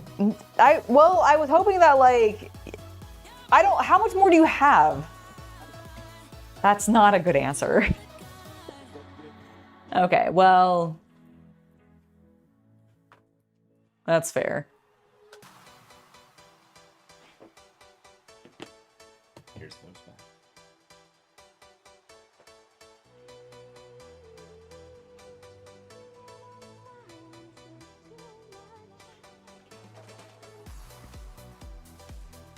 I have no problem with people wanting to win, but most of the people who go into Magic the Gathering or Pokemon or any other trading card game wanting to win are only doing it because they're trying to get whatever prize is at whatever tournament. And what they'll do is they'll come into an event with a annoying, brutal deck that doesn't even give their opponent a chance, basically, because they're building they're basically going online, looking up whatever the top tier deck in like that is currently available in whatever standard set that is being run right now. They buy those cards, build that deck, and then go to tournaments with it. And having played against some really brutal, just like, I'm not gonna let you do a goddamn thing with your deck. Every single card that you're gonna play out, I am going to counter or prevent or basically block in some way. Every creature that you bring out, I'm gonna snipe or destroy immediately on your next turn. Like, that is not fun to play against. That is like, I don't want to play against somebody who knows the game so well that they can literally counter every single thing I attempt as somebody who is relatively, like, I'm not new to the game. I've played Magic plenty of times, but am I an expert in this game? Not even fucking close. And so, like, when it comes to playing, and especially when it comes to making my own decks, I've never, ever built my own deck of Magic. I've only ever used pre-constructed decks. And when I go to events, unless at the draft, I tend to bring a pre-constructed deck because I do not enjoy building decks. Like, that stresses me out. I feel like it sucks all the fun out of the game because I just end up feeling like I have to commit to this deck that somebody says is good. And I don't want to play that way. Like, I like exploring and trying and figuring out the decks as I go and seeing how they're meant to function. And so when people come in with the intention of, all I want to do is win, I feel like it just brings in a hostile and like vibe to an event. And like, I'm not into it. I also don't like tournaments for that reason. Like, I don't even like Warhammer tournaments. Like, there's a reason why I've never gone to Adepticon or Nova or any of those things, is because I kind of feel awkward going to them as somebody who has zero interest in playing competitively, because competitive players are often so fucking full of themselves. And it's not everybody. I'm trying to say that it's definitely not all of them, but there is such a vocal minority of dickheads who go into, no matter what game it is, it could be Magic, it could be Warhammer, it could be Pokemon, it can be Halo, it can be whatever. But if you have an esports team or a sports team, or some sort of competitive event around that thing, there's always going to be people who go in there that are just there to kick your ass and that's how they have fun. They have fun by making you feel bad, by crushing you and not letting your deck do anything. And I hate that. I really, really fucking hate people who go into games like that. Like, it pisses me off. I think it is not good for the community. Like, gaming is not about you winning as an individual. Gaming is about exploring a topic and theme with a rule set based around it that challenges your mind and allows you to compete against other people and build a community and discuss things with them. That is what gaming is to me. So people who go into it for the pure, just, I want to win, that's all I'm doing, nah. I completely do not enjoy that. And I really, really, like, that's why I don't go to these kinds of things. Cause like, I don't enjoy the competitive side of a lot of these games, which is not to say that I don't like playing the games and competing against each other. I absolutely do, but I like doing it on there are no stakes to this, because the minute you put stakes behind it, either a cash prize or a store credit prize at the game store or decks of like packs of cards or whatever, people get so fucking about it. And I'm like, it's a pack of Magic. Like, you'll get more. Obviously you buy Magic. So what does it matter if you're like getting this free pack because you won this game? Like that, it means nothing. It means nothing.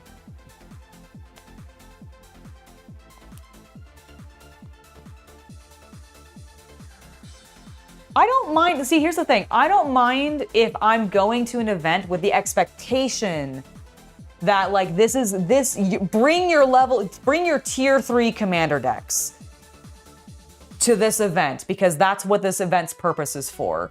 But most events at game stores are not for the hyper competitive. Most events at game stores are designed to get new players or casual players playing the game more. So when you come into a game with an attitude of I'm gonna win this and that's my only objective, that is the antithesis of what these events are for. And it irks me. It irks me a lot.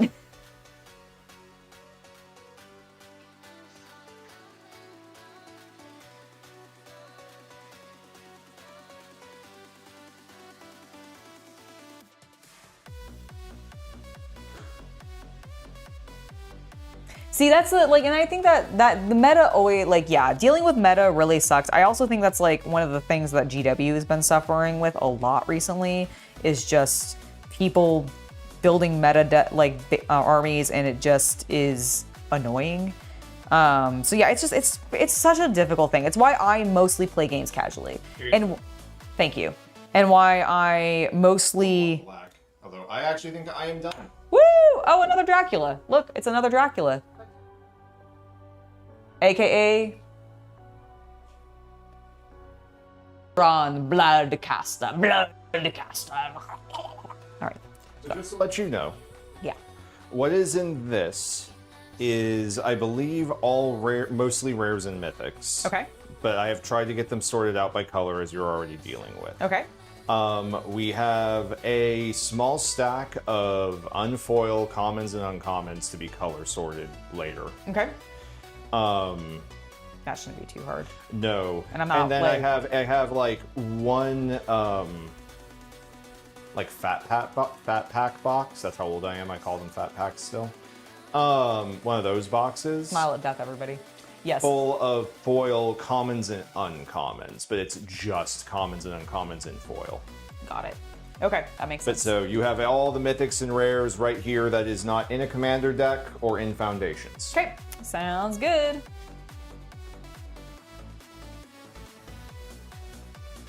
Oh my gosh, we bought a lot of Bloomburrow and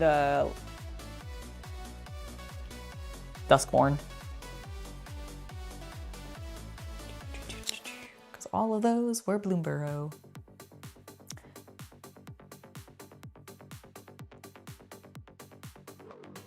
Oh, they're even worse online because online you have anonymity. Like you can just be a voice on the other side of a microphone rather than like even showing yourself. So like, yeah, online competitive gaming I think is even more annoying sometimes in this, especially because a lot of those times those don't even have prizes or anything. It's just people going into competitive games being assholes because that's the game they're super obsessed with. And like, if you're either on their team and doing a bad job, they'll get on you, or if you're against them, then obviously you're the enemy and so they'll get on you. So no, I get that. Listen, there's a reason I focus, especially even on the channel, on the hobby side of most of these games. Because as much as I love playing these games, and I'm very grateful that I'm able to get back into Magic as playing because Shay and Seth have gotten into it a lot. We've and actually been texting us during the stream wanting to meet up. Yeah, no, that would be great. I would love to play some more games with them because like I have been very much enjoying that they've been getting into it. So like I love that I actually have people more consistently to play this game with because I actually do really like playing it. I don't like going to game stores very often to play it because I do find that I end up running into tryhards too much, and I just cannot deal. I just genuinely cannot deal with the tryhards. I think they're so annoying, and it does. It keeps me away from game stores because I don't want to deal with them, like legit. This is also all of the Ravnica that I've opened. Ah, shit. The bat symbol is not Ravnica. Okay, then the It's not Ravnica? I thought it was Crimson Vow or whatever. I think I did speak. I do think I said it wrong. I think it is meant to be the Crimson Vow, and then what was the other one? Blood Moon. What was the werewolf set? No, you have not upset me at all. Not in any capacity. But you're right. I do think I misspoke there. It's not Ravnica at all.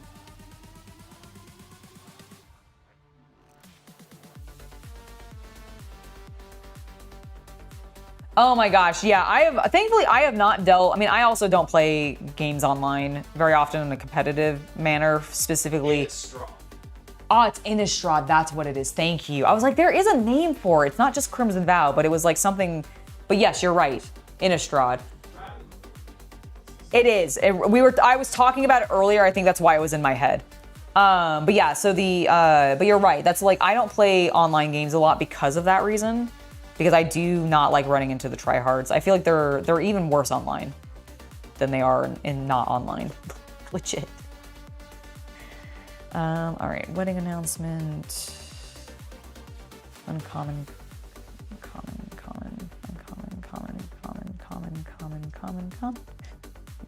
Uncommon. Woo! Let's grab another stack. Is this all just gonna be a pile of uncommons and commons? It is kind of looking that way. I've opened so many Innistrad packs. Holy moly. Are you also all just... Nope, okay, we got back into the Duskmourn, which has saved us from the uncommon common pile. And now we've got some rares again. Nope, but we're back to, there's one. Rare, uncommon. Rare, wait, are you hollow? You're hollow. Get over there. Get over there, you little cheeky. I don't actually know what this is. Bat Cleric? Oh my god, you are a bat. Oh, so cute. You can't be a commander though.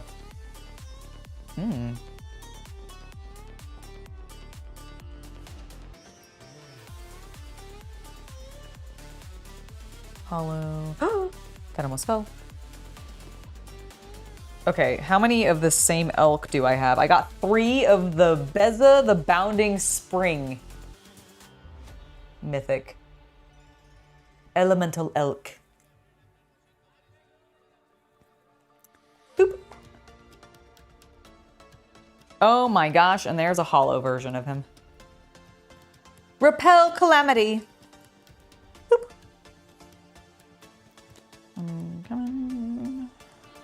Mythic. Winds of Abandon.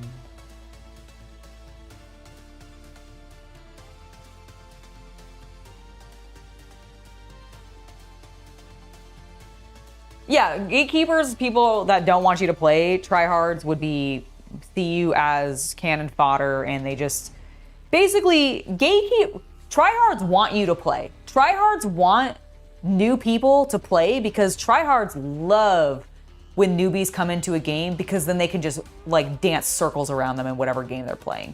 That like tryhards want new people. Gatekeepers are the opposite of tryhards. I would say they're actually quite like literally the opposite of each other in regards to attitude towards new players. Because the whole point of a gatekeeper is you don't want somebody who's not like you don't want new people coming into your game. You just want it to be all of the like whatever community you had prior to it expanding and starting getting opened up to new people, you want it to stay that way. Whereas like tryhards want new players to come in because they want to be able to take advantage of them. Like I'm sure a tryhard would love to go to a Magic the Gathering player tryhard would love a tournament that was all new players because then they'd probably bring like their best deck. They could be able to walk circles around all those new players and they would probably win all of the prizes. Or like as many of the prizes as humanly possible for them to win because they do have limitations and stuff on it. But that's what would end up happening. That's what would totally end up happening. think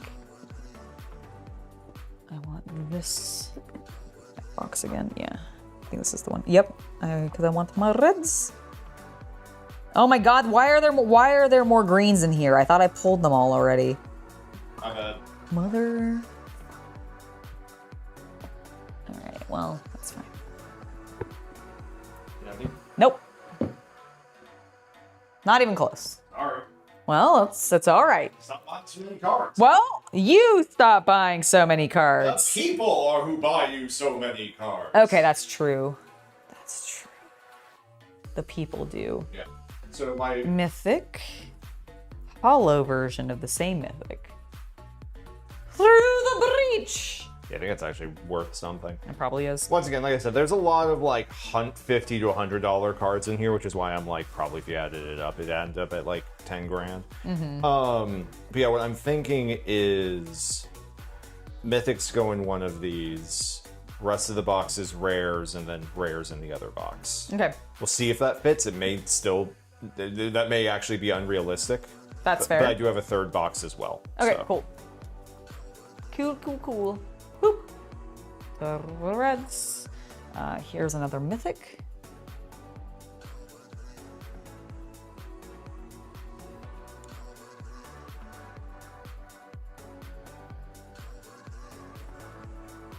Right? It's a silly magic. That's not a spring, that's a deer. I think it's because people associate deers with spring. I mean, I guess people associate like animals generically with spring because of like their breeding cycle and shit. Coming.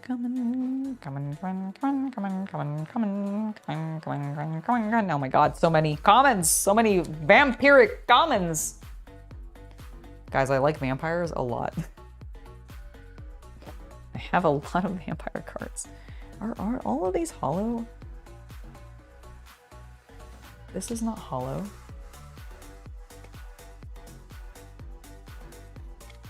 This is not hollow. What? Okay, well, we'll put those over there. Right? Am I crazy? No, I am not. Those are not hollow. Are you hollow? Yes. Are you hollow? Yes. Okay, I think we're fine now.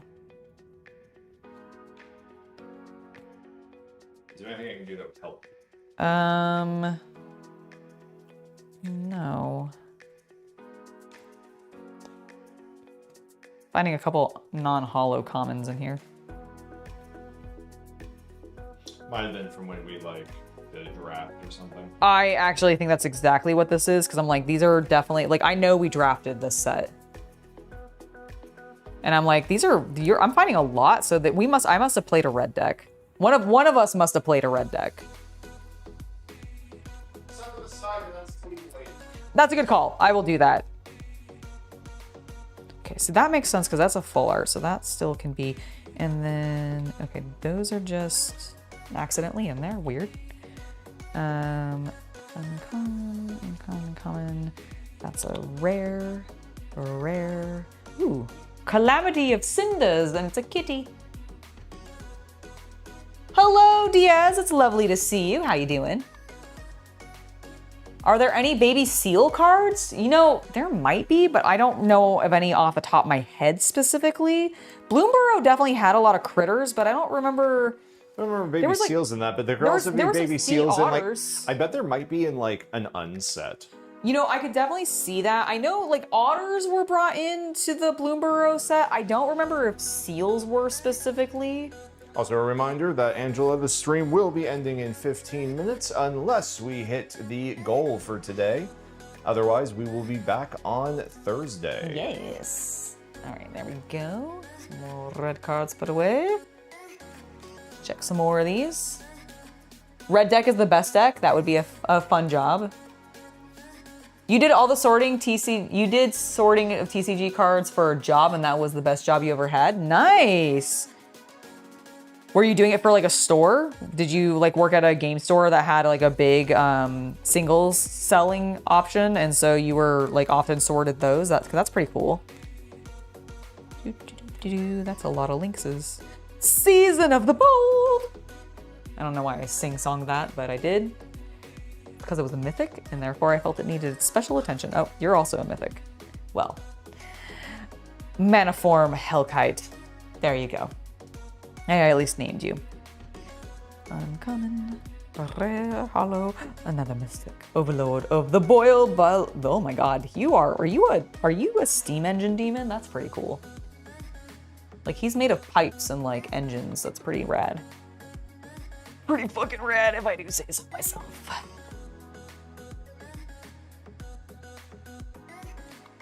Boop. Beep. Yep. Oh. Mythic Stormscale Scion. Magmatic Hellkite. Courier Steel Cutter. Oops, you're hollow. You go on that side. Non-hollow, hollow, non-hollow, hollow, non-hollow, hollow, non-hollow, non-hollow, non-hollow, non-hollow, non-hollow, hollow. I feel like it says I'm just saying like H-A-L-L-O. Hello. Hello. Go Halo, go Halo. Go Halo, go Halo, go Halo. Hello. Ooh, that's a cool looking. Ooh, these are both kind of cool looking mythics. Is that hollow? I don't think so. This one is. This one's shiny. And also pretty. I love the dragon cards, dude. Fucking Magic kills it at dragon cards. All right, that's all my reds, at least for now. Boop, boop, and then boop. Oh my gosh, these stacks have gotten so tall. So very tall. All right. You've been unemployed since the end of 2025 and the shop probably closed down next month. Oh no, I'm so sorry.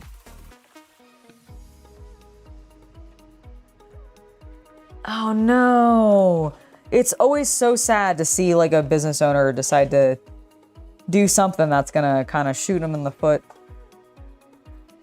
like that. Okay, am I finding more reds and there was just a random green card in here? God damn it. I thought I was done with all the reds because I ran into some more green cards, but it was a single green card in the stack of reds. You did that intentionally.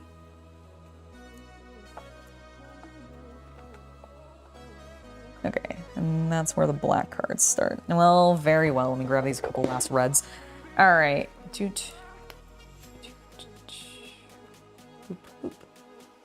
Add to the stacks. Curse of hospitality. Ooh, Chandra. Hello.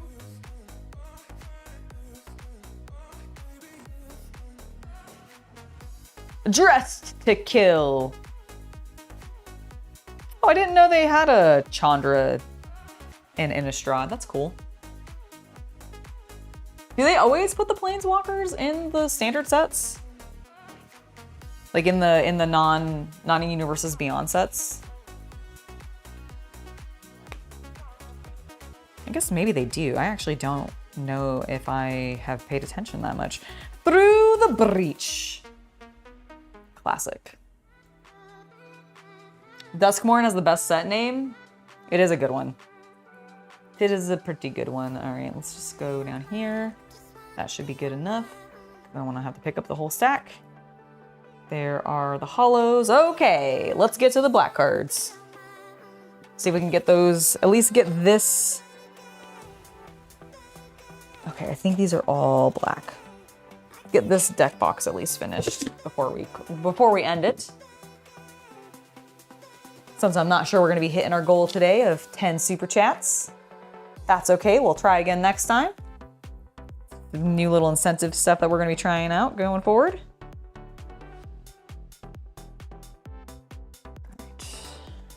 Rare, rare, rare.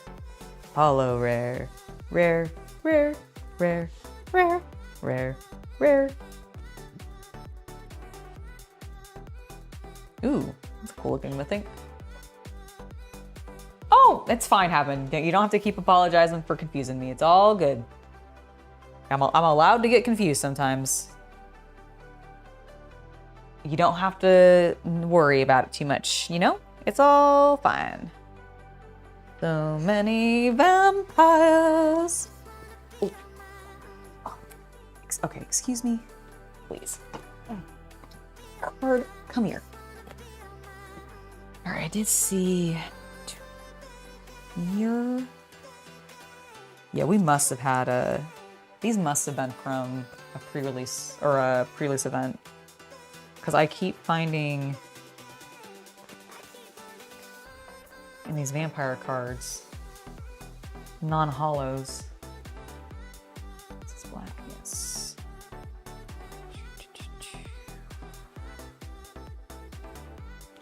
Right here, hollow. Yes, yes. This one's not. That one's not. That one is. Okay. How strange. It must have been from us going to pre-release.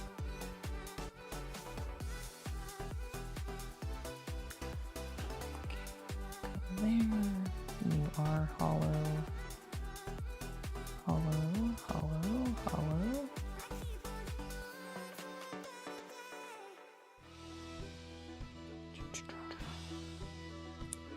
Hollow, rare.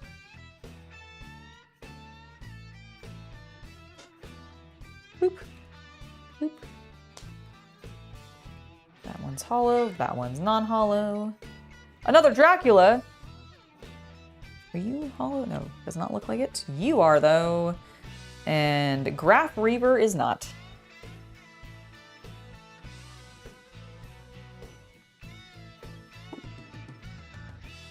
I understand, that is totally fine.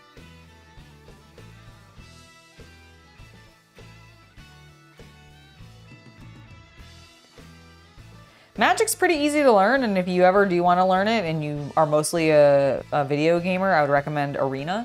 It's not exactly like 100% the same because they have more cards, frankly, available in Arena than they do normal Magic. In certain cases, none of the Spider-Man cards are on Arena because of licensing, but they do tend to have way more cards because of the way that they handle Magic Arena versus normal. But it's definitely worth looking into. Let's see, are you also a Mythic? You are. The Meat Hook Massacre enters. So cool. Okay, you're a rare. You are a rare. Hollow rares. Non-hollow. Hollow. Non.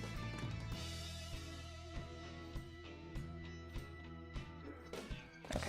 And those are all uncommons.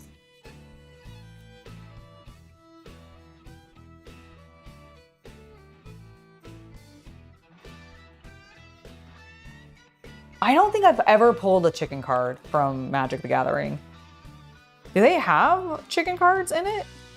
Like, you would think that I would have had some from like the Bloomburrow sets. You would have thought there would have been chickens in that, but I genuinely don't remember any.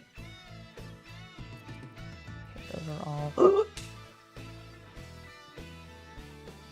Throwing things on the ground again. And then trying to put them in the stack upside down. Rude. All right, Exhume. That is a non-hollow mythic. What does a P stand for? Oh. We have this Living Death promo card. Which I honestly have no fucking idea where we got. Where do you want me to put this then? I'm inclined to just put it with the commons and uncommons. This is a card just called Damn. Damn. Damn. And I kind of love that actually. Okay, you're a promo card too. P for promo.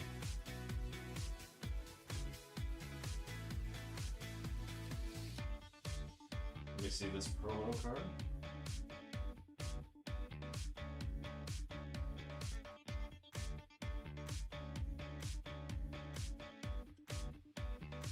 Put them in Mythic. Mythic? Okay. Well, they're definitely rare at least, because see how they have the hollow foil? Yeah, that's what I thought. That means it must be at least rare. Okay, so I'll put it in Mythic. Yeah. Okay. Mythic it is then.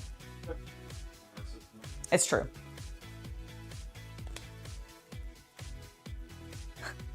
I don't think, you know, it would be hilarious if it was a Ron Simmons card that it was actually like meant to be based off of, but I don't think it is.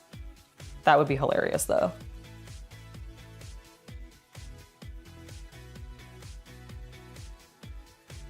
There are a few chickens, but in all the unset. Ah, so I do have a completely unopened box of one of the unsets. I don't remember which one. That CC and I want to do something with. It might be something that like eventually we play a game against Shay and Seth with. Just to be like, you want to do something real stupid? Let's play with Un. So many critters. Tomorrow Knower. Oh my gosh, guys, I can smell the rice cooking and it smells so good. It smells so delicious. My mouth is watering. Meow, meow, meow. Cruel Claw Heist. Cruel Claw Heist. Scavenger's Talent. All right, and now we're in some uncommons. A Smallpox. Fancy. Okay, my stacks are getting too high. Knocking cards over. Stargazer, beautiful card, but only an uncommon. Withering Curse. How many cards do I have? I could not tell you. I could not actually tell you how many cards I have.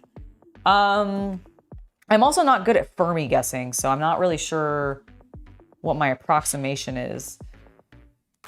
How many cards would you estimate we have, you think?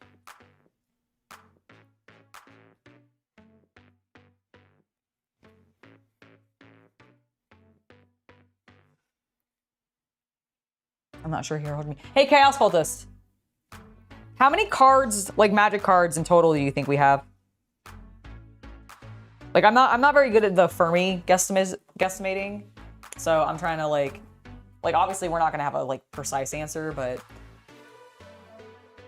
Yeah, what I'm looking at is a couple of storage boxes that we've bought in the past. And guesstimating based on that. So one of those boxes is about 3,200. I'm gonna guess about 10,000. Okay. Because each of those big gray boxes is about 35. Okay. That tracks. All right, so are these all... So this is... This last box that I have here, which I'm not gonna be able to get through today, appears to be multicolor and then colorless? Where are the rest of the blues? Ah, there's also some blues in here, okay. Okay, yeah, so this is the last of the colors, which I'll probably work on either tomorrow or at some other point. But I think we have pretty much done what we can today based off of how long we're going for today, because we've got about a minute before we wrap up. Honestly, I actually think this turned out great. We've gotten so much organized, and the fact that this is the only box left, like this is we've got one box and it's not even fully full of cards to go through, just blues, multicolor, and colorless. That's empty. Nice. Honestly, I'm feeling pretty good about that. So thank you guys so much for hanging out with me. Sorry about having to spontaneously restart the stream because of... It'll actually make the editing for me easier later. Well, there you go. So you know what? It makes it easier for CC, so I guess it worked out in the end. But I am sorry that we had to like stop. I appreciate you guys having us back after a week away. Yeah, it's been great being back. Like I genuinely have missed doing this. I've missed hanging out with you guys, so thank you so much. I do think I have some Eldrazi, but not a huge amount. I know we have some Eldrazi because of the Duskmourn set. I know Eldrazi was big in that, but I believe like that's the only set I can think of off the top of my head that like really like almost focused it, and it still wasn't even a focus. Some of the other sets that would have come with Eldrazi, I'm sure I have some cards, but it's not a huge collection. But I do have some. But yes, thank you guys so much for hanging out with me today. I really appreciate it. And I will see you guys Thursday at our regular time, 1 p.m. Pacific or your regional equivalent. I liked your flexing in the background. Lovely. And until then, I'll see you guys online. I'm sure I'll chat with some of you on Hobby After Dark. I'm sure I'll chat with some of you on Instagram or Discord. So it was lovely to hang out with you all. Thank you so much for indulging me today, and I'll see you on Thursday. Bye, everybody. Have a good night.